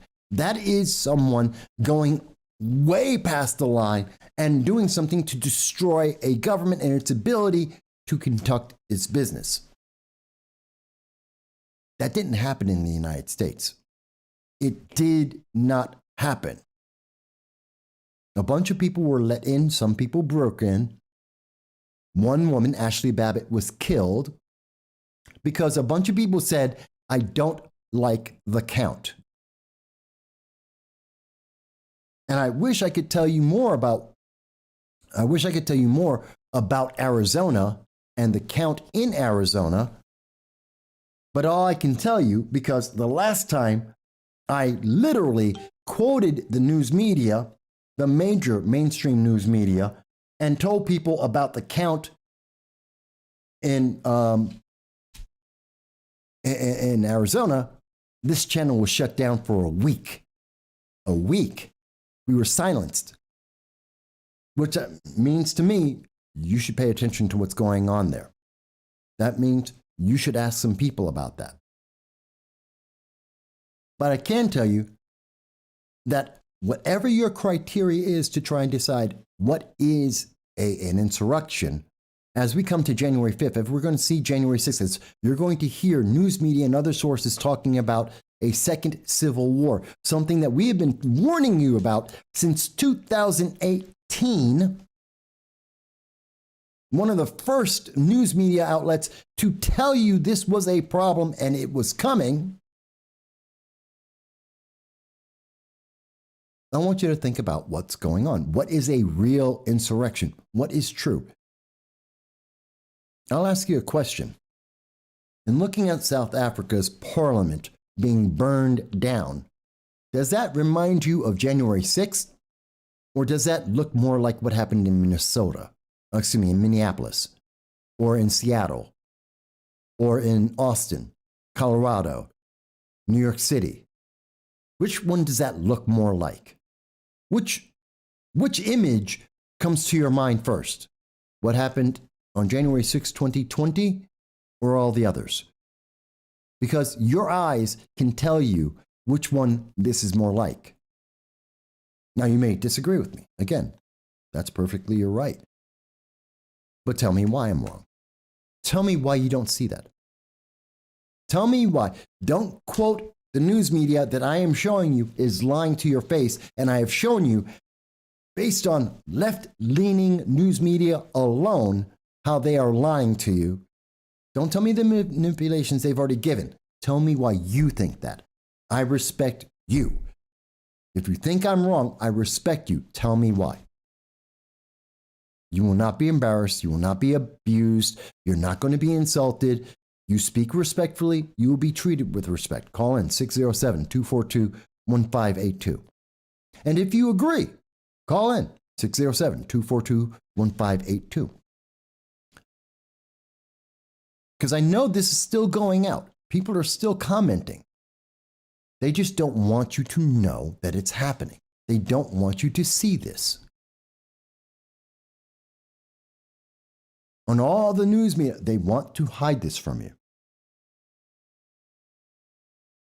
Honestly, if they really wanted, if they thought that I'm so wrong, if I'm so terrible and so powerful because we're approaching 1,000 people watching this program, being subscribed to this program, not asking for a lot. We're in the top 94,000 news sites out of the 50 million on YouTube alone. If they're that afraid of us right now, I would ask you, why? Why are they so actively suppressing this? Why do they not want you to think? If everything I'm saying is so wrong, why don't they show us news that easily discounts what I'm saying? Because they can't. Because I'm using their own words. I'm showing you the evidence from what they are doing and saying themselves. I'm just paying attention. You're paying attention. And therefore, they're upset with you. I don't know, folks. It's amazing to me.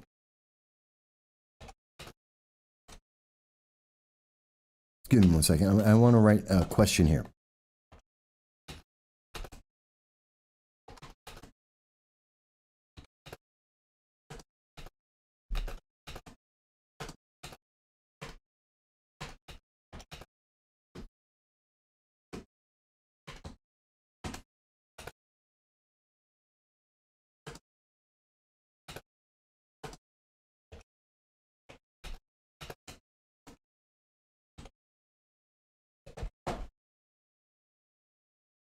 I'm just going to ask that question. What does it remind you of? What does this image remind you of?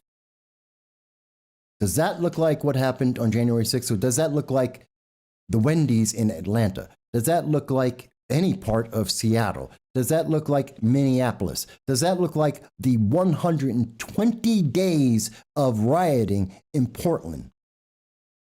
Or does that look like January 6th? Where we see and we know for a fact 65% of people were charged with breaking and entering. 0 people, 0. And here goes the okay symbol. Oh my God, it's racist. No, it's not. It's okay. It means okay. And in this case, it means 0. The number 0.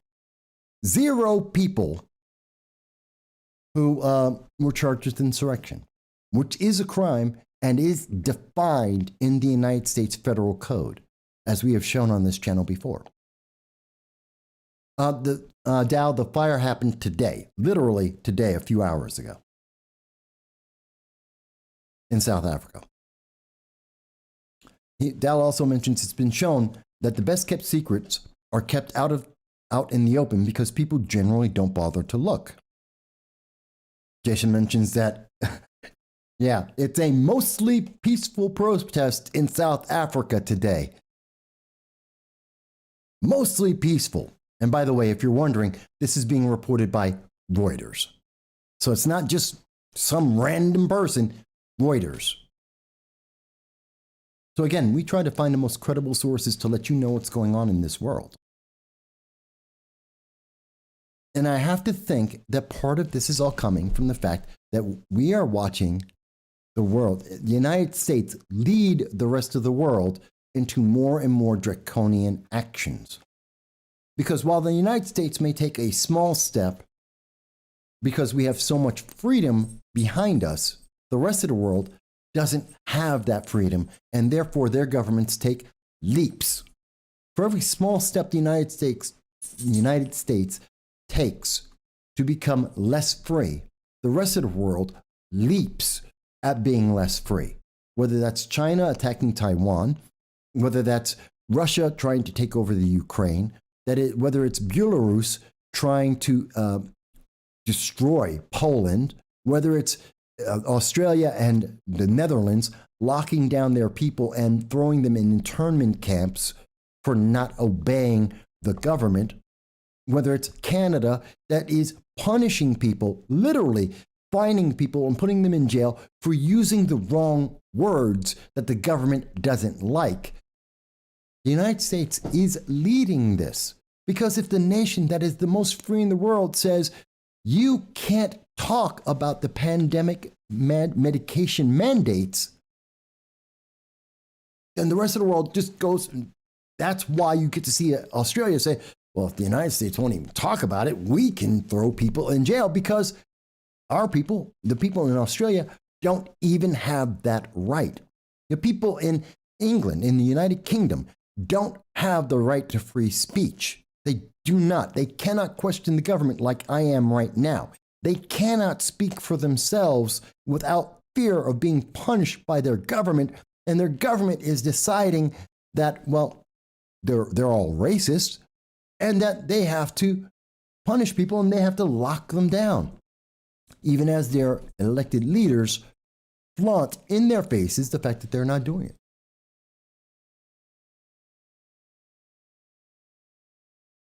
Yeah, I know, Dal. You used to live down there in South Africa. I know. So I would be very happy to hear about your sources telling us why the fire happened down in South Africa. And Dal, if you find out about it, please let me know about your sources. I will be happy to speak with them if they would like to contact this show and to tell us what's going on in South Africa, besides the racist divide in that nation continuing to move forward with politically. It's a political action. And whether or not this may have something to do with the death of Desmond Tutu.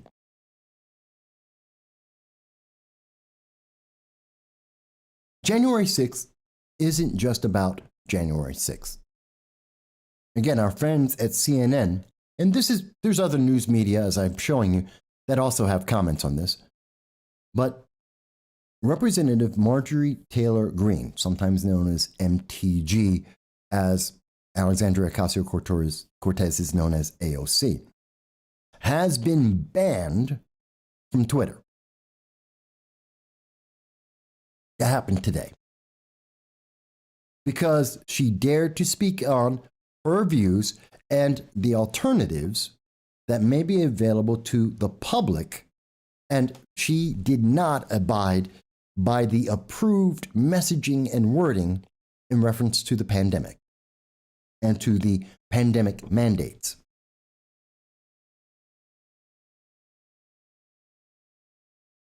This is from the new CEO of Twitter, who has stated categorically and publicly that he will not abide by the First Amendment. He will not give American citizens the right to speak freely.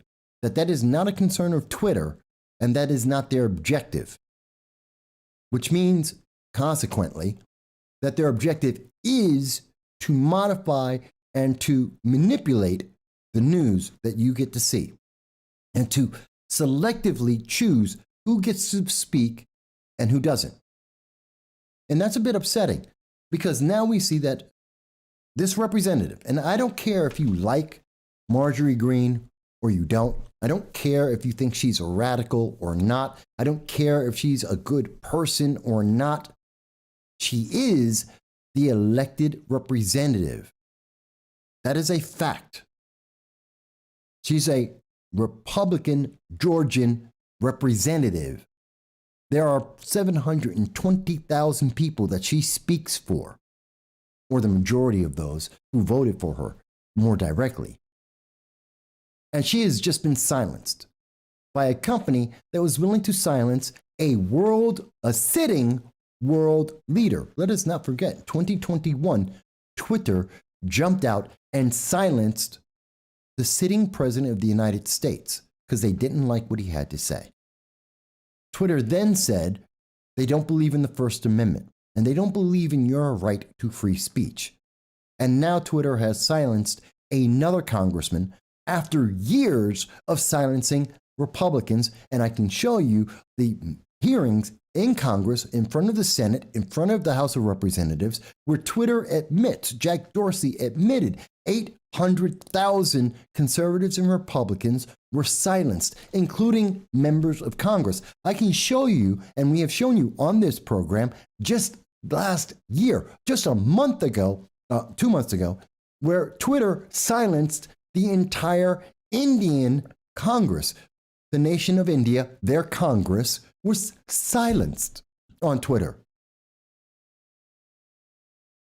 And you mean to tell me that there is no censorship and that you're free to say whatever you want and that freedom is reigning and there is no division being sown by specialist groups in America and around the world?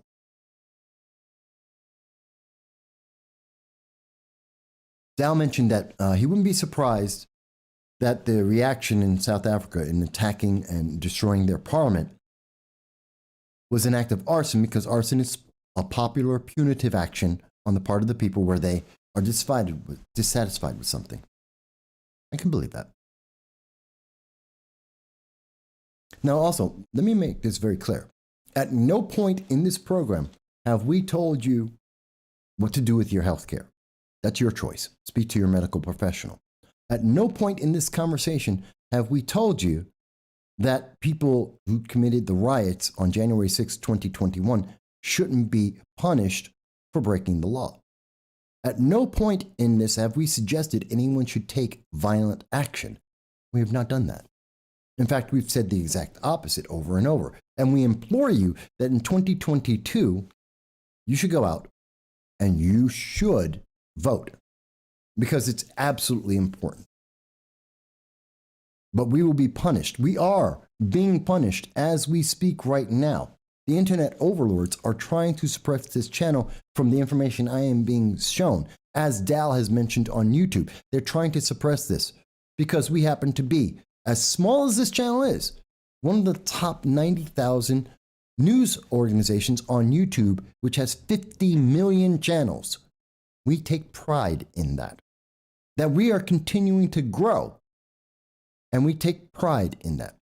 And we appreciate the fact that we have, between all of the internet sources that we use, hundreds of individuals to watch each of these live streams from around the world, and at least, to our knowledge, at least 85 countries, sometimes 100. And I have to ask you, why? Why would they do these things? Why do they have to silence a sitting member of Congress? If they disagreed with her, if it was so obvious that she was wrong, why don't they just have other people say it? Prove it. Prove that they're wrong. If you think, and let me say it again, and if you want to call in, 607-242-1582. The phone line is open for everyone. If you think that January 6th was an insurrection, can you tell me one simple question? Answer one simple question. Why has no one been charged with insurrection? Not one. In a year of investigation, and from the Capitol Police and other law enforcement agencies, with 700 people sitting in, who've been arrested, and I believe it's 500 people who are sitting in prison at this moment, in jails at this moment, for a year almost. Why has not one person been charged with insurrection, which is a crime as well as treason? Not one. But yet we are silencing people in our government. Active members of government are being silenced because a company doesn't like what they have to say. And if they're willing to do that to a member of Congress, if they're willing to do that to a sitting president, if they are willing to do that to the governments of other countries, what are they going to do to you? Hell, you're not, and this is not a bragging point, you're not considered in the top 100,000 on YouTube. Imagine what they would do to you when they're attacking us. Yeah, we're a small fish in a very large pond. And yet, you may be a smaller fish. What are they doing to you? This is the foundation of 2020. This is the starting blocks that we are working with. These are the elements that are affecting America and the world. And again, what happens here is magnified around the rest of the world because no other country has as much freedom as we have here in the United States. And so when we are doing things, we are showing the rest of the world that this is what is allowed in a democracy. And this is how a democracy should treat its people, because we are the beacon of light of democracy in the world. And people follow our lead as much as they can with the understanding and the clarity that they don't have the freedom we have. You don't have a right to a Second Amendment, to bear arms anywhere else in the world. That's a United States issue. You don't have the right to free speech. That's a U.S. thing only. And when we have that being silenced, when people are being denied their free speech because it doesn't agree with the political agenda of a small group of elites, what do you think happens in a country where people don't have the right to free speech and they don't have the right to be able to attack or to address their government? Because I can tell you what the answer is. The 47 members of the Hong Kong government and when the Chinese government made them disappear. That's the answer.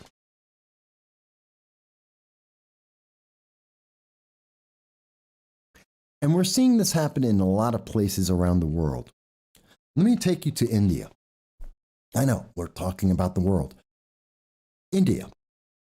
And for the last month, in December 2021, we've been talking about the crisis at the border of Poland, where Poland is saying they do not want to have illegal aliens entering their nation en masse. because they have a right not to do that, that they closed their border. Unlike the United States, unlike the European Union that is saying, open up your doors, let anyone and everyone through.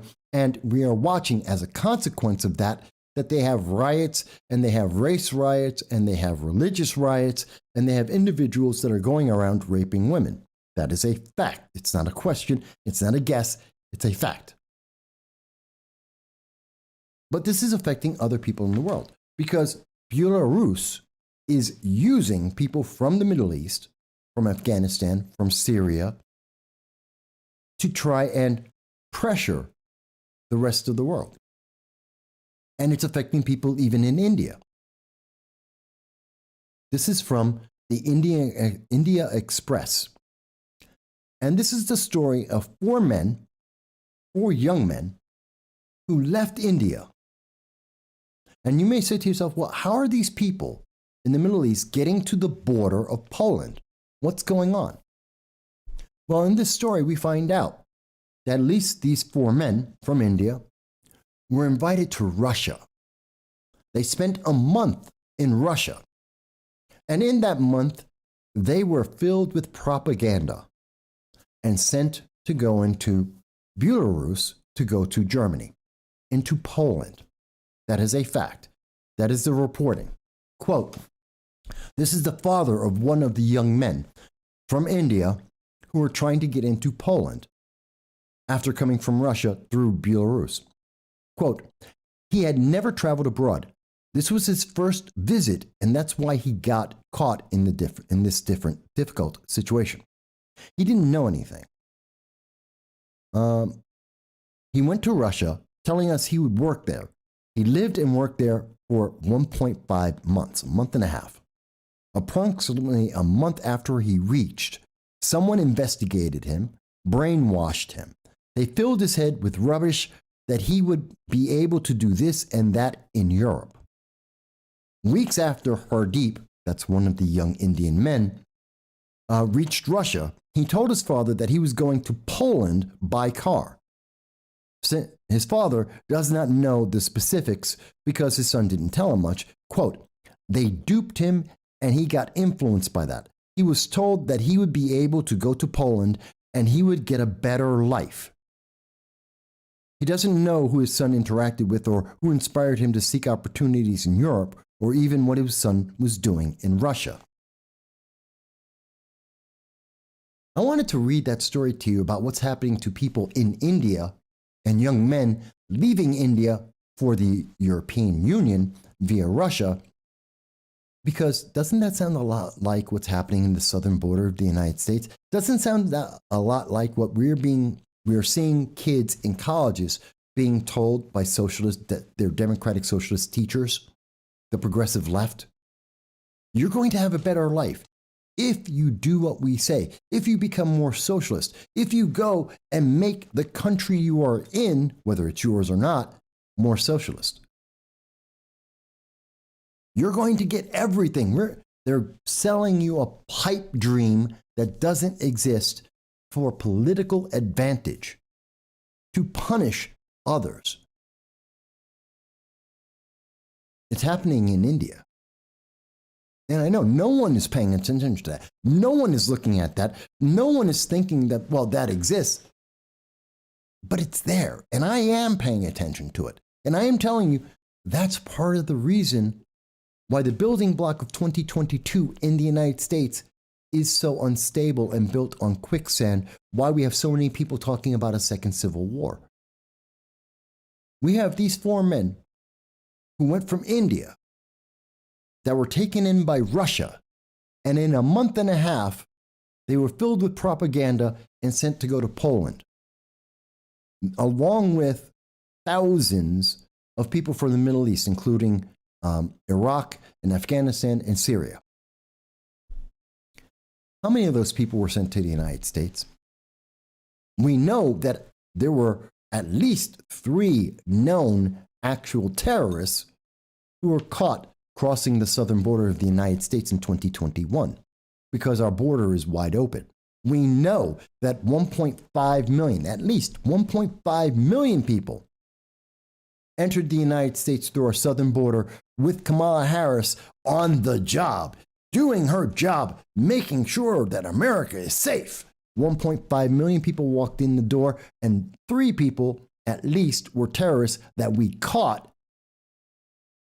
And that's on top of the terrorists who were taken from Afghanistan. Well, let me correct that.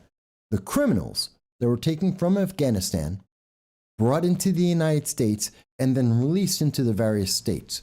52,000 people that we have no idea who they are. They were people that filled up planes and left. We have no idea who they are. We know nothing about them. And we do know that each time that we have let a group of 20 or more of the Afghan refugees into communities in the United States, we have seen that each time in 4 states, there has been at least one incident of one or a group of men abusing women and little children. That is a fact. We keep seeing this. In groups, every time we have a group of 20 go into a state, at least one time we have seen that out of that group of 20, there's at least one person who's abusing children and women. Because we don't know who those 52,000 people were. And that's the people we brought to America. What about the 1.5 million people who are coming through our southern border that we know nothing about? We don't even know how many of them actually came into the United States. We just know that we caught 1.5 million. We have no idea how many people came in. How many people, what do we know about the 12,000 Haitians that decided it was better to live under a bridge in America than to live anywhere else in the world? What do we know about those people? Because they were let into the United States. There were 17,000, 12,000 were let into America, and we know nothing about them. But what we do know, that in the world, it is a fact that we have people who are being called to nations like Russia, who are being called to Belarus, who are being called and sometimes forcibly taken into countries like Belarus, that are being called into Afghanistan, who are being called to Iraq and Syria, and they are being filled with propaganda and the worst of ideas, and then they're being shipped out to other parts of the world, including the United States. At a time when the United States is taking more and more steps towards an autocratic dictatorship. Well, dictatorship would be incorrect. An autocracy. A small oligarchy of a small group of people who control everything, who tell you what you can read, what you can hear, what you can say, who you can speak to. We're becoming more like China. And does that have anything to do with the fact that we have all these people, which we know are being taken, trained, and sent around the world? Because Taliban's doing it, ISIS is doing it, Al-Qaeda is doing it. We see that Russia is doing it. And yet no one's asking the question, why are we leaving our borders open? Why are we letting these people in? Why are we not asking questions? Why are we not protecting the American people? In fact, why are we making the American people less protected by defunding them, by trying to take away the Second Amendment, by using red flag laws to punish people without them ever committing a crime? How about punishing people for being able to work without them ever committing a crime? I mean, if you think I'm wrong, please, people, tell me why. If you think I'm wrong, I'm already being punished right now by the internet overlords. They're trying to suppress this. They won't show people that this is going on. Tell me. Imagine what they're going to do to you. Do you think they're going to treat you any better? Do you think Joe Biden cares about you? There's still how many Americans over in Afghanistan? Hundreds? Not the 85 that we were promised on September 1st. Hundreds exist and are in Afghanistan right this second, and they want to come home. And they have been trying to come home since September 1st when Joe Biden abandoned them, and he won't even mention their names. That is a fact.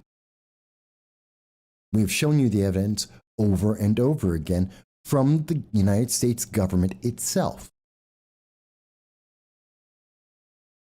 In the meantime, the government wants you to think that they are in control and everything's fine. Everything is perfectly fine. Joe Biden has got this all in control. Remember, he told Putin that Putin is evil. And now Joe Biden is going over to speak with the Ukraine leader. He told Putin again, don't you dare take action against the Ukraine, a country that Joe Biden has already blackmailed. Remember, it was under the Obama administration, 2015, Joe Biden told the Ukraine prosecutors, stop investigating my son or $1 billion in foreign aid will disappear. You don't believe me? Call Obama. That's a video. Joe Biden said that. He was proud of it. And now that same man who was more than willing to blackmail the Ukraine for the interest of his son is going to the Ukraine right now. And he's talking to them. And as we have reported, and has been reported by the major mainstream news media, he's been talking about appeasement. He wants the Ukraine to give up land, to give it to Russia, so Russia will back down.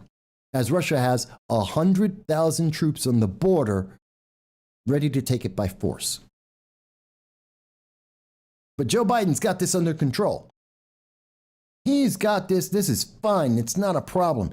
He's got this all under control. He's going to speak.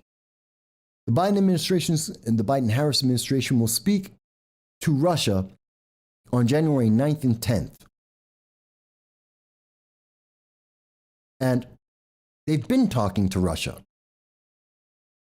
And they keep telling things to Russia like, you're evil. Joe Biden famously told Putin, you're a killer, not to his face. He said it on ABC News talking to George Stephanopoulos. And when he spoke to Putin in person, he didn't say that. So he doesn't have any balls. He doesn't have the balls to say something he said internationally to Putin's face. And Putin knows this. And Putin said, I don't care what you think. Literally, to his face, said, I don't care what you think. Biden's called and said, we're going to do sanctions. We're going to do everything except actually put U.S. troops in the Ukraine, except actually give the Ukraine the weapons they need to protect themselves. They're going to tell the Ukraine to give up its sovereign land, to give it its rights and its freedoms. And this is somehow supposed to make Putin stop. This is supposed to make the world safer. Dow mentions, wonder if he's going to pull another deal where he withholds American money and material unless they allow the encroachment. Well, the history of Joe Biden, and again, this is why we remember on this program, it's 2015. Joe Biden was bragging about how he could manipulate the Ukraine and threaten them with restricting $1 billion. No one knew it at the time until Joe Biden went on to a program, an interview, and told the American people about it as he bragged about it and laughed about it. And most people didn't even notice that, except it was in 2020 when it was brought back up, as he had many issues, especially the laptop, with his son, to show how far he was willing to do to advance his personal goals, his family goals. And we know for a fact that Joe Biden doesn't care about American citizens as he lets them languish in Afghanistan, surrounded by the Taliban, ISIS, and Al-Qaeda. And he's willing to lie to the American people about what he's willing to do. He lied to us about the abandonment. He lied to our faces. But yet, once he's confronted, as Putin did to Biden, Biden backs down. Why would Putin think that the man who is willing to bow down to him, the man who is being ridiculed by Macron in France on international news media, a man who has an open border and is letting people just run into his nation left to right, a man who has had the biggest military disgrace in the United States since at least Saigon in 1975. Why would he think that he has to worry about this guy? Why does he think that Joe Biden is any concern? The person I'm concerned for is actually the Ukraine.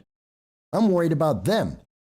Joe Biden is more likely to put pressure on the Ukraine than he is on anything on Russia. He's more likely to do what he did last time. You don't believe me? 2014. Take a look. The Obama-Biden administration helped to orchestrate and allow the Crimea, part of the Ukraine, to be given to Russia. Now Russia is back for more. Why would anyone think that it's going to be different? And if you think that that will stop them, Neville Chamberlain, ask anyone in the United Kingdom how well appeasement works. Ask people in Hungary how well appeasement works. I wish we could ask more of the World War II vets, but most of them have passed on, sadly, because it's been a long time.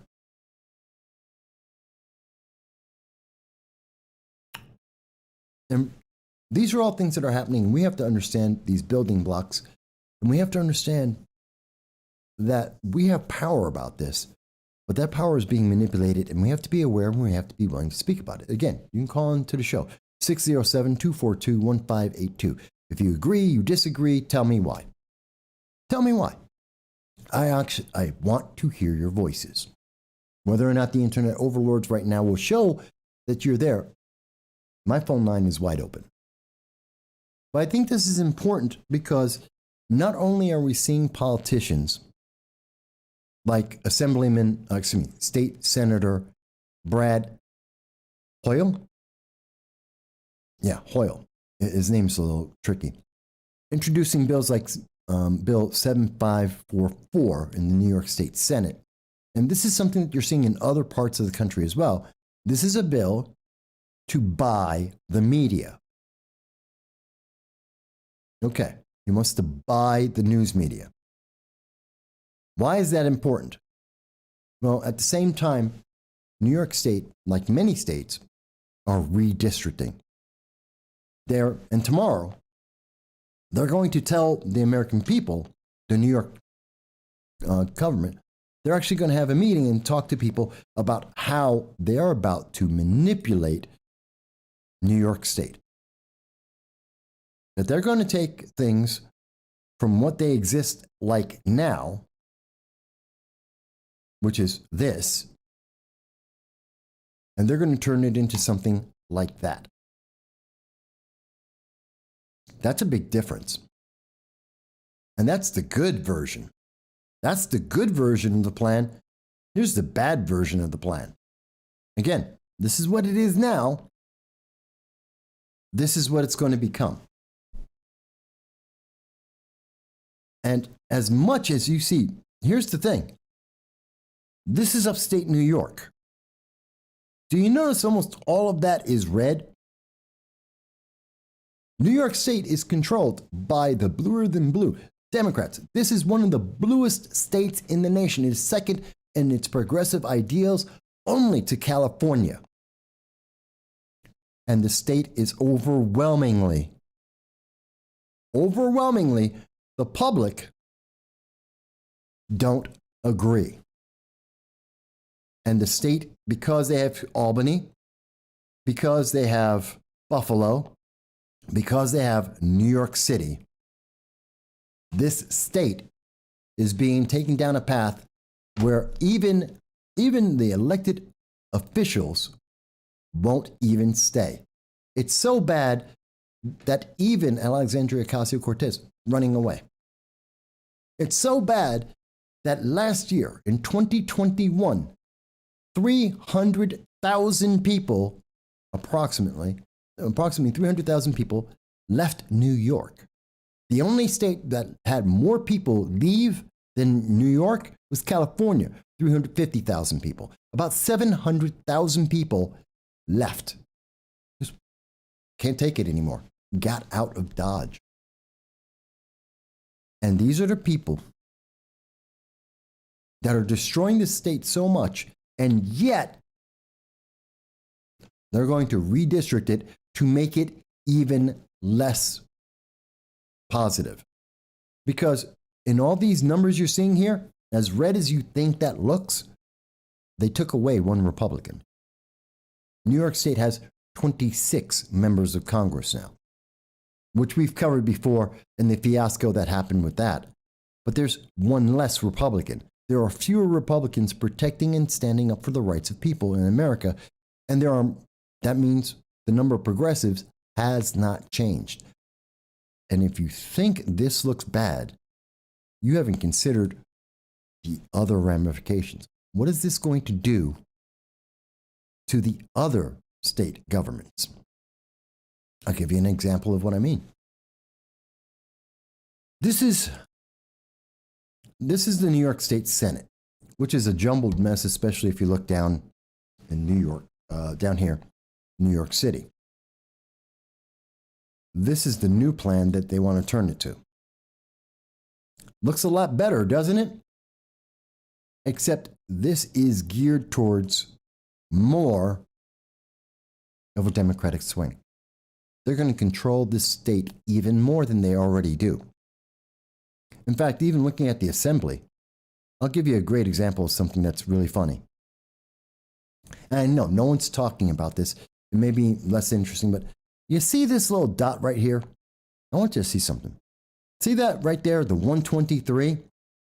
That is the district of Assemblywoman Donna Lopardo. She is the fourth most powerful woman, actually fourth most powerful person in New York State Assembly politics. That is a fact. She's incredibly powerful. This is her district. Can you notice how it goes? I want you to see this. Look at that. All right, and it just juts on out to make sure that she keeps the city of Binghamton right here. They're carving it out. You would think it would be a nice simple square. Nope. They got to include the city of Binghamton. And because this is an incredibly democratic, progressive bloc, which is why she doesn't have any of this area, Elmira or any of this, because this is less democratic. She's completely safe there. The new plan, where they're changing everything, is exactly the same. She's being protected. Now, I want to be clear. I'm not telling you that Assemblywoman Donna Lopardo is a bad person. I know Assemblywoman Donna Lopardo. I've spoken with her for many, many years. She's been on this program several times and has done interviews with us. And we respect her for that. And we respect the fact that she does respond to us and answers our questions, whether we like the answers or not. So I'm not picking on her for that reason. But I'm detailing something that's very important for you. The changes that are being made aren't being made because they're good for you. They're being made because it's good for the politics. Assemblywoman Donna Lopardo happens to be my assemblywoman. She's number 4 in New York State. And her district is being set up and kept exactly as it is to make sure that she is as safe as possible so that it is almost impossible for her to be challenged. That is a fact.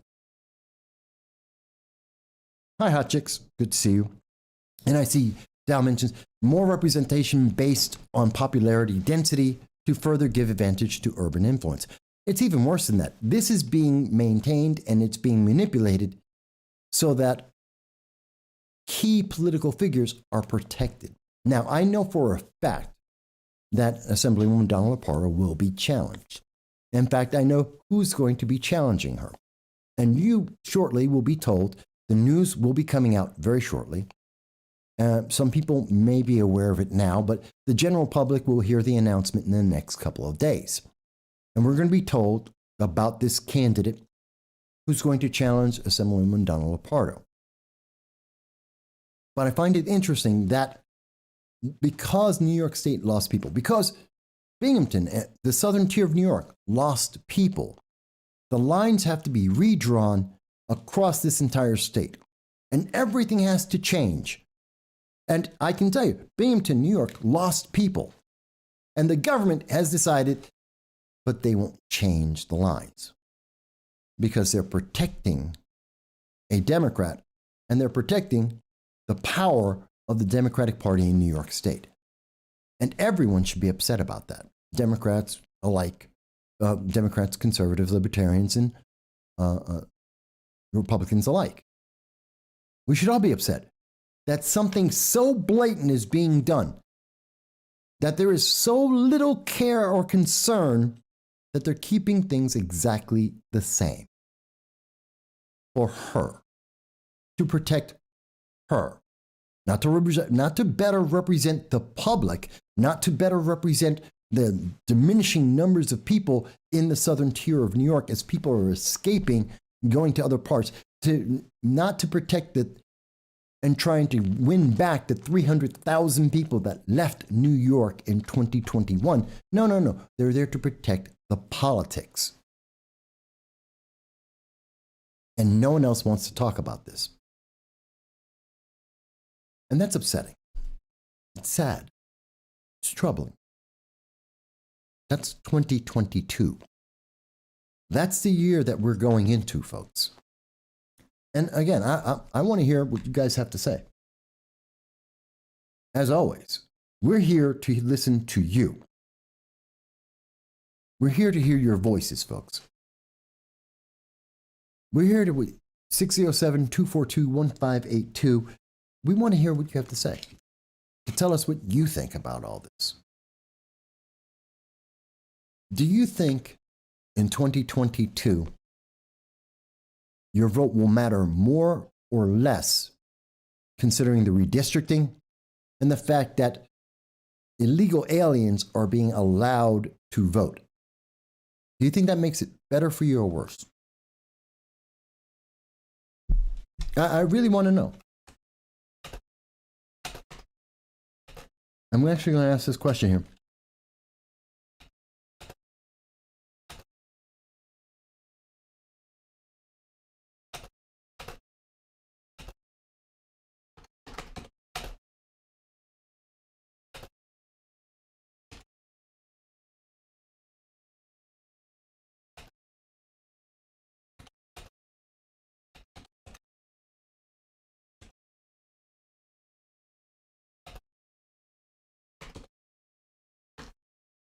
So here goes the question. Do you have more, I typed more twice, all right. Do you have more or less desire to vote, knowing that illegal aliens can vote and that redistricting is happening? Is that encouraging you? Is that making you feel more like you're going to get fair representation? I already see the answer from Hot Chicks who says, worse. Well, what about the rest of you? Mind you, there's a lot of politicians who are watching this program right now. And they want to know what you're saying. They're watching this because even though they won't comment, they watch the show afterwards. They have their staff watch the program. They talk to me about it. They're watching. They want to see the responses you have. They want to hear what you have to say. So tell me, do you think it's going to be worth? Are you more encouraged or are you more apathetic? In watching what's happened to our country, do you think that we have resolved the problems that existed in 2020 for 2022? Do you think that everything's going to be better? That your vote is going to count more? Or is it going to count less? Dow mentioned so much worse. It's like hiring mercenaries on the promise that they can loot the indigenous population in lieu of pay. Those were called privateers. I agree with you, Hotchicks. I think more people are going to be apathetic. And here's the thing that I've been saying throughout all of this. If the building block of 2022 in America is that we're built on quicksand, that people feel more apathetic about voting, that people have less faith in our government, that we are watching people be punished over and over again for not obeying the approved message, in the United States, a nation known for its freedom, what do you think happens in the rest of the world when they see this is what America is doing? What do you think the rest of the world, do you think they're going to decide, oh, well, we should be more free than America. America is the richest, most powerful nation in the world.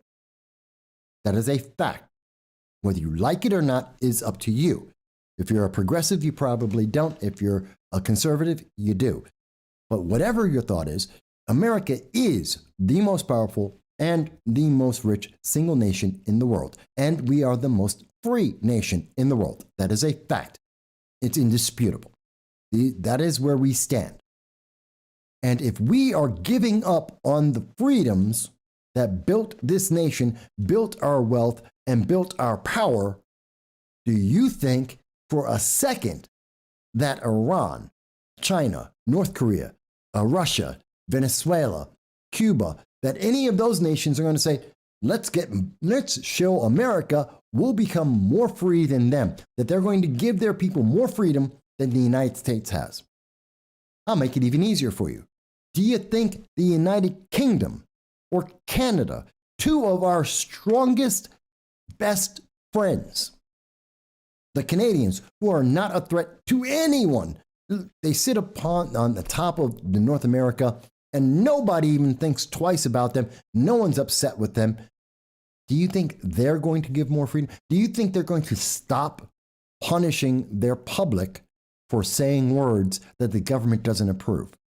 Do you think the parliament in the United Kingdom is for a second going to say, hey, we're going to now allow the public to have firearms? Or do you think they're going to become more draconian and more like, I don't know, Australia and New Zealand, and beat down people, literally beat down people in their homes and through their streets and dragging them off into internment camps for not committing a crime?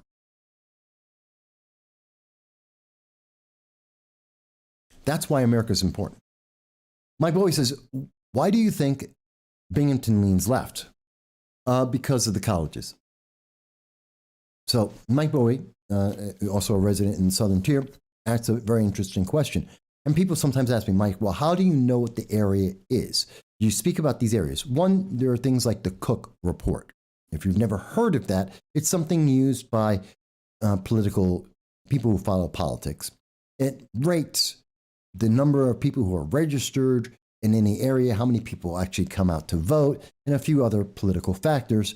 And they try and get an understanding of, well, does this area lean left or right? One of the things that affects whether an area is left-leaning or right-leaning, colleges. Number one. One of the number one factors that will affect it. Two is whether or not it's a city. The bigger the city, the more left-leaning it tends to be. And if there is a college or if there's multiple colleges, well, that makes it more, not just democratic, it makes it progressive. It makes you more socialist. New York City is very socialist, in part because there are 200 colleges out of the 2,000 in the United States. 200 colleges are in New York. And I believe 40 of them are in New York City alone, which is why New York City is progressive and somewhat socialist. And why New York State, you have areas like Utica and Albany and the Southern Tier that lean left because of the colleges. And kids are being taught applications of critical race theory where they're being told, well, if you're white, you're intrinsically evil, and if you're black, well, you're intrinsically a victim, and that will never change no matter what you do, which I reject completely. But that's what they're teaching their kids. That's what SUNY Broom was teaching their kids in November that I opposed, and some people are very upset with me about it. Just what it is. Dow mentions that the apathy that has been building for decades because people are being shown propaganda, the machinations of politics are unassailable by the average person. I don't agree with that. I think we can change it if we have the conversation. I don't think enough people notice it. Like Mike mentions, is the Southern Tier of New York left-leaning? Yes. And in fact, I would say, and I think you can show it, in most colleges throughout the United States, the overwhelming majority of them, you show me a college, I'll show you an area that is left-leaning. UCLA, LA. Name the college. Again, Cornell as another example. When you look at the more left-leaning colleges you have, the more left-leaning areas you have. People don't realize it because the average person isn't. But as an example, in the southern tier, our elections are affected by somewhere around 7,000 votes. Out of a community that could have around 40,000 votes for any, say, citywide election, you've got about 7,000 students who have been taught left-leaning policies like critical race theory that are now voting. Do you think that affects it? Add in another 800,000 people who are illegal aliens. Do you think that changes anything? And again, as we've gone over in this episode, they have the illegal aliens. It's in their best interest to become progressive because they get paid for it. They literally were paid in 2021. In the beginning of 2021, Governor Cuomo gave every illegal alien, or many of them, $15,200 per person. It amounted to $2.1 billion. At the end of the year, New York City decided illegal aliens can vote in elections. Do you think those two things are connected? Do you think that there was a reason why he paid them first and then said they can vote? Who do you think they're going to vote for? I mean, it's just that simple sometimes.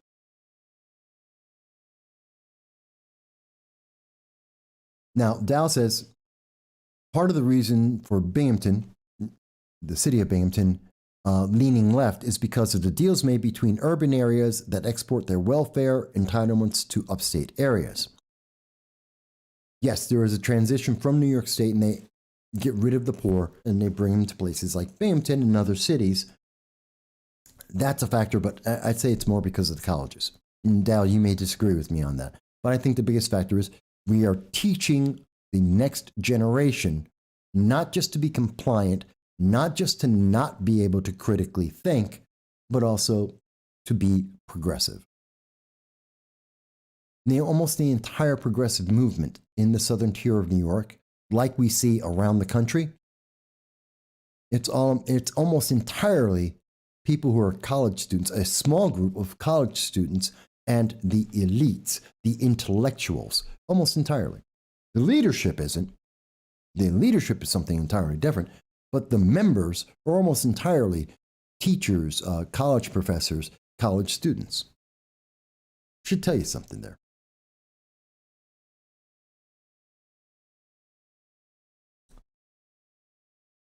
Illegal aliens would not. Jason mentions that illegal aliens would be able to mail in ballots to any college, town, and state.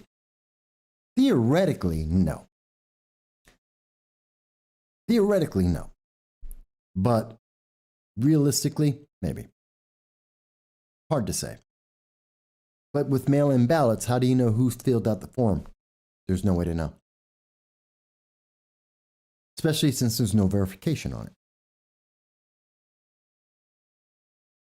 And I'm looking forward to 2022. I'm not looking backwards to 2020 for the censors over at YouTube, Facebook, Twitter, because they like to get that stuff wrong a lot. I don't know, folks. It's so aggravating. But I want you to understand, don't just be aggravated. Don't just be upset. Vote. If you think it's unfair, vote. And I'm not telling you to vote for whom. You can vote for Donald Pardo, or you can vote for her opponent, who's going to be named next week, who I will be doing an interview with. You could vote for Representative Claudia Tenney, or you could vote for her opponent, whether it's Josh Riley or Ms. Bolt. I know Josh for several years. I know Claudia Tenney for many more. She's a congresswoman. I think she's done a great job. You can ask for yourself. You can look at her record for yourself. But I can tell you this, if you're not voting, One, your voice is not being heard whatsoever. Nobody knows what you're saying if you're not getting out and voting. And two, I can tell you, you won't see any change if you don't get out and vote. 2022 is about the Americans who are left in Afghanistan and the fact that the leadership in our country right now don't care about you. And I don't need any more example than they are willing to let hundreds, if not thousands of people, of American citizens be lost in Afghanistan as they are right now, and they won't even tell you about it. They don't care. If they don't care about them, they don't care about you. And they're willing and they are negotiating right now to take away the sovereignty of an entire nation, the Ukraine, and give it to Russia, just to appease Russia. They're willing to do that. What are they willing to do to you? You don't have the power of Russia. You don't own a country. What are you going to do? What are they going to do to you? But we do have the ability to vote from whoever you wish and to make it different, to make it change. But I guarantee you, if people don't come out and vote, if you're not voting to make a change, then it's only going to get worse. Mind you, there is a second component to that. Dal, I'm going to get to your comment in 1 second. There is a second component to that. When you vote, the people who are elected better do what they were elected for. They have to do what they're elected for. Donald Lapardo, as an example, and I'm picking on Donald just because I mentioned her name. Donald Lapardo was elected, and she has always said that she supports the Second Amendment. She voted for red flag laws.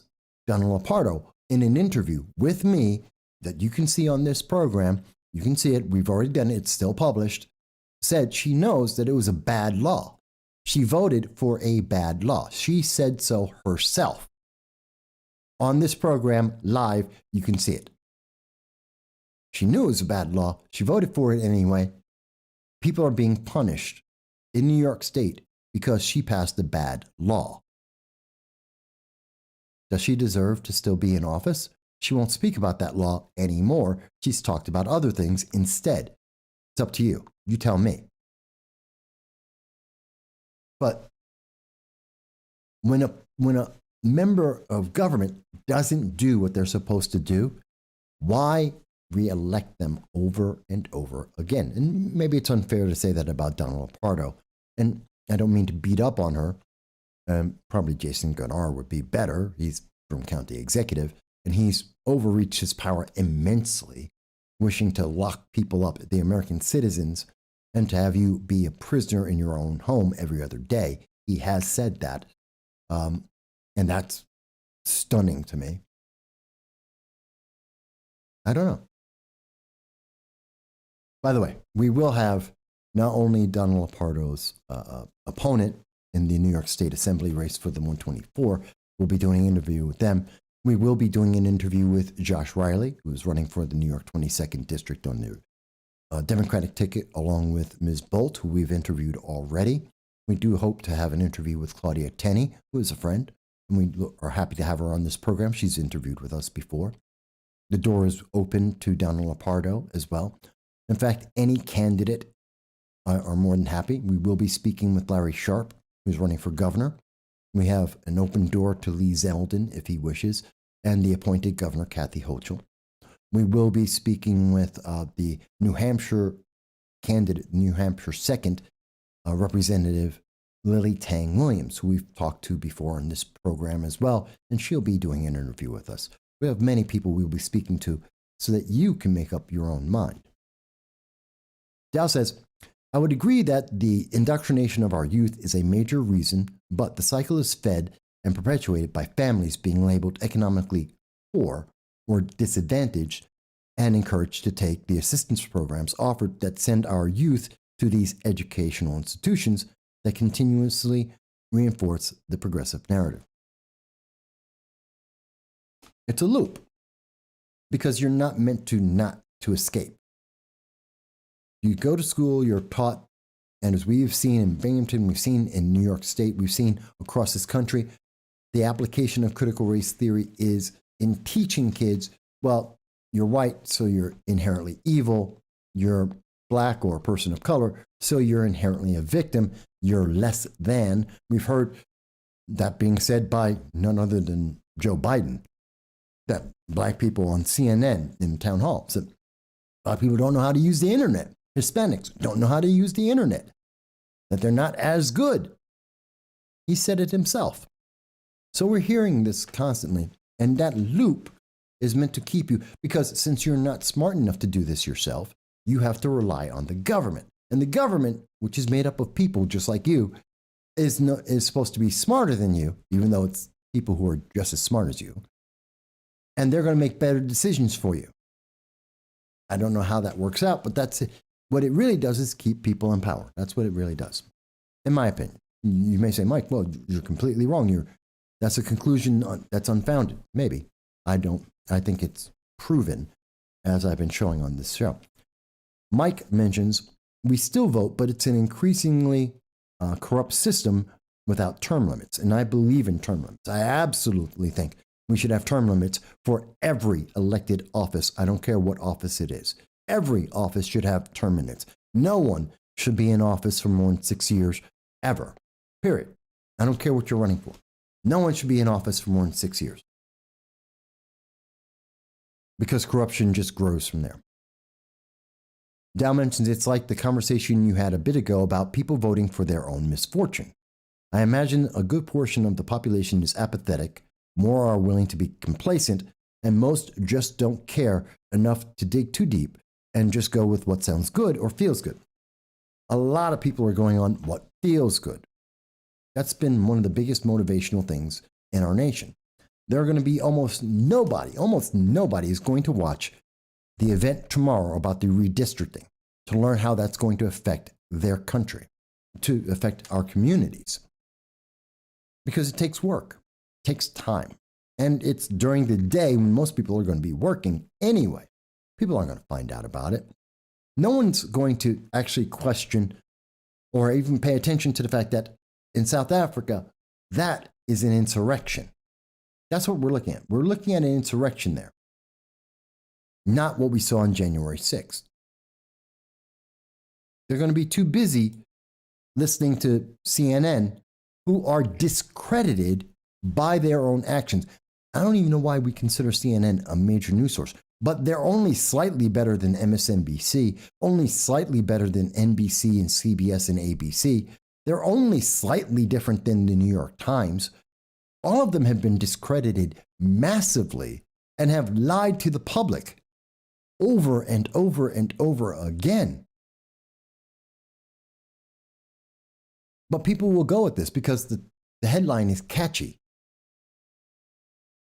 Even though more and more what we're seeing is people are just becoming apathetic and saying, I can't trust any of them, I'm not going to vote. And that is the very worst answer you could possibly have. Because I can guarantee you, I can't tell you that if you vote that you're going to get the candidate that you want or that your candidate will do what you want them to do. Can't say that. What I can tell you is if you don't vote, you absolutely will lose everything. You will lose your freedom. You will lose your power. You will lose. You will not see anything that you believe in move anywhere closer to being realized. That is a fact.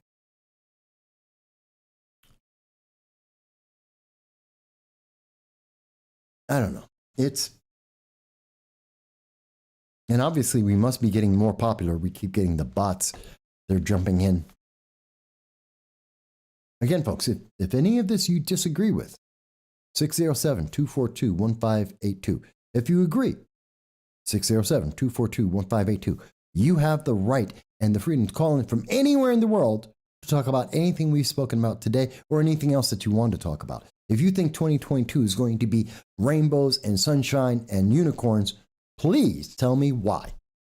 I would love that to be the truth. I would love for that to be the case. And please tell me how I'm not seeing that, because what I am seeing is 2022 will be oppressive, it will be painful, and it will be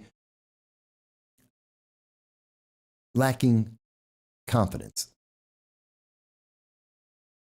In November of 2022, I don't think most people are going to be confident in any of the results that we see. I don't think most people are going to trust it. Regardless of who wins, I'm not even going to tell you. It doesn't matter. I don't think most people trust what's going to happen on 2022. And I think that's because of what we're about to see in the next couple of months. When we see the redistricting, when we see some of the campaigns come out, when we see what they're going to talk about, they're going to tell you about voter suppression. You can't vote. Really? Name someone in America who can't vote. Because everyone can vote. People do vote. One of the biggest states they talk about, Georgia, and in Georgia and in Texas, it's not that people can't vote. People don't want to vote. There is a big, massive difference, and you cannot mandate people to vote, and you can't mandate who they're going to vote for. But people are voting. They just don't. Some people are voting. Most people are just sick of the system. But that doesn't mean that we don't continue to try. The Pretoria fire, I see Dal saying, I can tell you that in South Africa, there will be those that look back on that period in the history and they'll point to and say Reichstag. Well, yes, and that's what they're saying about January 6th. It's unfair, it's incorrect, it doesn't make any sense, but yes, they're going to do that. Not to go on a tangent, Dal goes on, my shirt reminds him of a shirt that Nelson, I didn't know Nelson Mandela wore a shirt like this. That's great. Well, great minds think alike and have similar fashion. Okay. I don't know, folks. I know a lot of people wanted to start off with the first episode of the year and be all happy. It's great. No, that's not reality. That's not what politics are. And I understand you could be watching football or you will be watching football and see this afterwards. I understand that. But if we don't start off with a reality, if we don't start off with a foundation of truth and honesty with each other, does it really matter what happens next? We have politicians who aren't paying attention to the details, and they're hoping that you're paying even less attention to the details. We have politicians who are trying to bribe our news media so that they can more easily lie to you. We have our government hiding information from you and hoping that you're not going to notice until after the election. That's not true of everyone. That's not true of every candidate. I'm not saying that of every party member. But that is the trend. And the more it happens here in the United States, the worse it is for everywhere else in the world. I don't see that not happening. And they are using the labels of insurrection and fear and death. Do you remember in December, you were promised by Joe Biden in a national announcement, if you were unvaccinated, you were going to die. Didn't happen. That was fear. That's fear mongering. There is no better expression of fear mongering. If you're unvaccinated, it's going to be a season of death. Sorry, they're not dying. That's not true. Didn't happen. There is no evidence of that, period. But that fear mongering is going to continue for at least 4 more years, because Joe Biden just spent $137 million of your tax dollars so that he can build 80 million tests a month for the pandemic so that he can say every month, if you don't do what I say, you will die. And there are just enough people who are saying, okay, and be afraid. And I don't think that makes those people more likely to vote. Dal mentions it's going to be a tough year. Absolutely. We have to be vigilant, and there needs to be a breakthrough of the partisan divide and return to thinking for oneself. See, what we need are things like Marjorie. We need to call out the hypocrisy of people like Cori Bush, Alexandria Ocasio-Cortez, Schumer, and Pelosi, who tell us, "Oh, the inflation's temporary. Yeah, it's okay. It's not a big deal." We have people like Dow who are mentioning it's 35% increase in their costs. We have inflation that is officially at 6.8% and unofficially closer to 12%. And it's going to get worse. Let me say that on the big screen. It's going to get worse. Inflation is going to go higher. It's going to cost you more. If you're paying an extra 22 or 35% on your food now, you're going to pay more by June. That is a fact. Or, well, let me not say it's not a fact. That is my impression. But we have to call out these politicians when they're being duplicitous with us. When they're telling us, "Oh, don't worry. All you have to do is exactly what we've told you to. You have to just follow our lead and do everything we say." Meanwhile, they're telling us behind our backs, they're going out and they're saying, "Oh, no, we got to keep this fear going for another 3 years," which just happens to match up with elections and election cycles perfectly.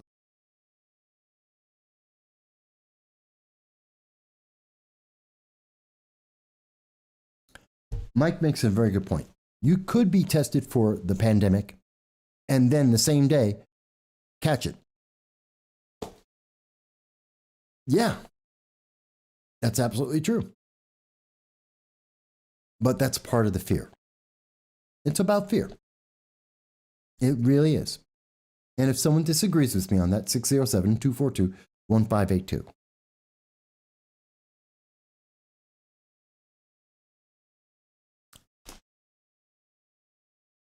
I don't know. It doesn't make any sense, folks. But we are paying attention to it. And as you can see, and as we discuss, we're not just paying attention to what's happening in the United States. We're looking around the world. We're looking at what's happening in India, what's happening to the people in Poland, in the Ukraine. We're looking at what's happening in the Netherlands. And we're seeing a lot of people around the world believe the same things that you and I believe.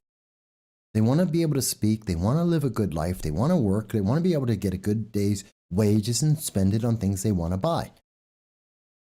That's normal. And then we have these very small group of elites that have very big voices, very big mouths, that are telling us, you can't do that. And somehow we're letting them win. I don't get it, folks. But my concern is, besides being able to keep this channel, I'm pretty sure they're going to strike this. It looks like they're going to try and strike this video. And so, please, do support us if you can. Like, share, and subscribe. Let's get to 1,000. That's all. I'm not asking for a lot more. I want to get 1,000 people. Actually, 1,234. That's it. Let's get to 1,234 people. 1, 2, 3, 4 subscribers. Not asking for a lot, not asking for money, not asking. 1,234 subscribers. We're very close to that now. We can hit that number. With your help, we will. And hopefully that will allow us to be able to reach more and more people. That's it. We'll reach more people, and they can agree or disagree. But America is at its best when we are speaking with each other. America answers the best questions and comes up with the best innovations when we ask questions. When we use science, that's the scientific process. You ask a question and then you look for the answer. And America is an example of that happening in a democracy, a representative government, where freedom allows us to have a better and better life. Dimensions mercilessly satirize, criticize, ostracize the hypocrites and their policy, memes are a good way to do it because it cuts through the cognitive dissonance, but it isn't enough. It's entertaining. It's the actions that follow that, the voting, protesting, and inundating representatives with sheer numbers of petitions and complaints that count. Well, that's what the left does. They have lots of memes. They definitely get out. They scream. They protest. They take over protests. They complain constantly. I'm trying to give a solution. But it is an effective system. It is. But I want you to know you're not the only one. You're not alone. 2022, our goal on this channel is to make sure that we are presenting you with facts and telling you what we conclude. We're looking at not just what happened this second. How did we get here? We're looking at what brought us to this place and what's the conclusion? What's the next consequence? Something you almost never hear from any politician. They never tell you, and what happens next? What is the consequence of what they have done to you? And how that affects more and more and more people. That's one of the goals on this channel.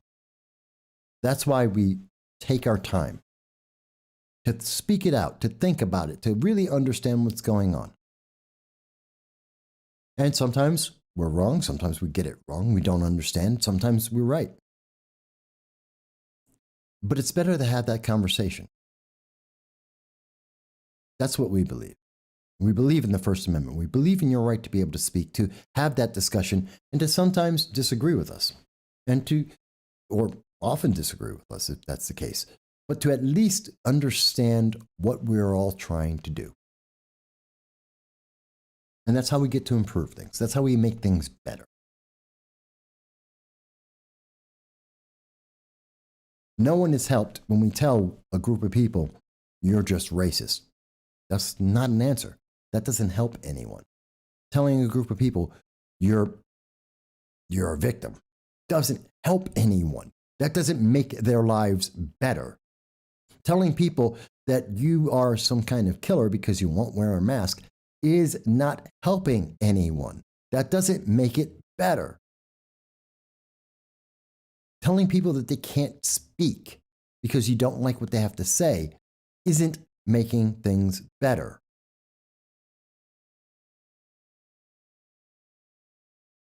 I don't know. Thank you, Hot Chicks. Thank you. I'm glad that we have your support and from so many, many others.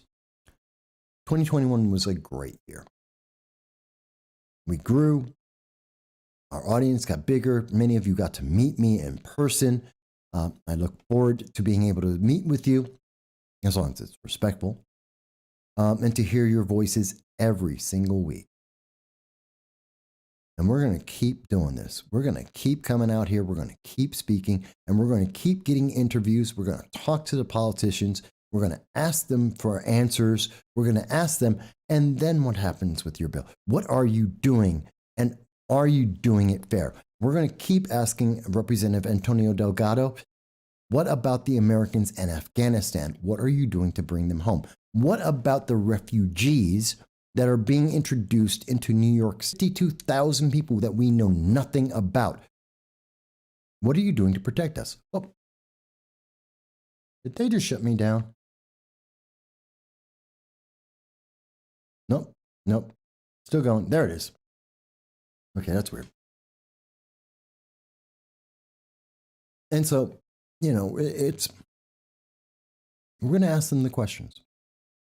We're going to ask that of Representative Antonio Delgado. We're going to ask that of Representative Claudia Tenney. We're going to speak to Assemblyman Donald Pardo, Josh Riley. We're going to talk to Ms. Bolt again. We're going to talk to House Stewart. We'll speak to Lily Tang Williams, Larry Sharp. These are just a few of the names that we're looking to do interviews with to bring to you, to ask them questions and to see, to let you make up your mind on what you want to do with those individuals, whether you vote for them or not, whether you support them or not.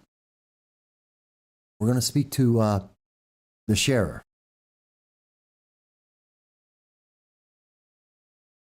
And so many others.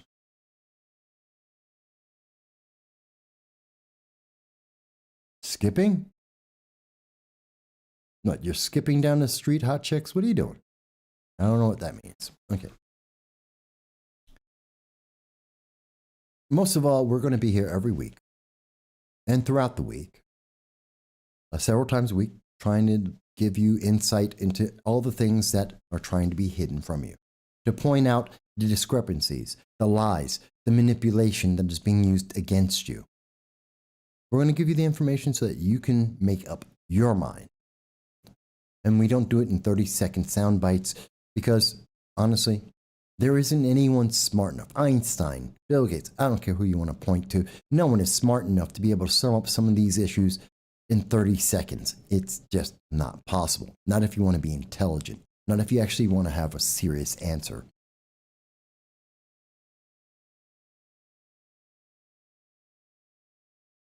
We're going to do that. That's our goal. That's our mandate, our mission. That is what we do. And we hope to have you with us. And as always, you'll always be able to speak to us at 607-242-1582. You'll always be able to reach us on YouTube, Facebook, Twitter, DLive, all the social media that we can. We also repost this on Rumble because we don't trust any of the social media giants to keep this information. So you can always find us there too.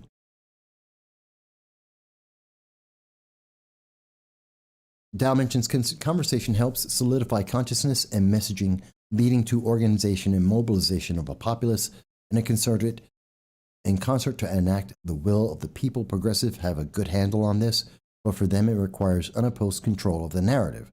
Opposition shows the flaws. Oh, the video skipped for a moment. No. Well, I probably will get cut off. Like I said, we've talked about a lot of things that the internet overlords don't like. And we've backed it up with evidence. We've shown you the links. We're going to have the links at the end of the show. I truly believe having these conversations is important. Speaking with people in Sweden, in the United Kingdom, in France, in India, in Peru, in Canada, so many places, and across the United States, in Arizona, in Australia, and all throughout New York State, so many other places. I love you guys. You make it all worthwhile. And whether we hit our target this year of 1,234 videos or not, we're going to keep going. I want you to have a great 2022. I want you to live the best life you can. I want you to make as much money as you can. I want to have as many friends that you can, your kids to grow up as well as they can anywhere in the world. I truly do. But we only get there is if we're honest with each other and we understand what's going on around us. My Bowie mentions, I think we are living in two different Americas. Hard to explain. But then the United States is not united. There are those who take advantage of the fact that we're separated because it allows them to have more power. We are much better as a nation together. We are much better as a nation unified. Not necessarily in agreement. See, let's not confuse the term. You don't have to agree. We just have to be able to compromise, be able to think, be able to have a conversation and to make the best decision possible for the group rather than for the individual or for the political agenda. That's what I think. All right. So we've been talking for 3 hours. So unless someone wants to call in right this second, 607-242-1582, I'm going to show it again.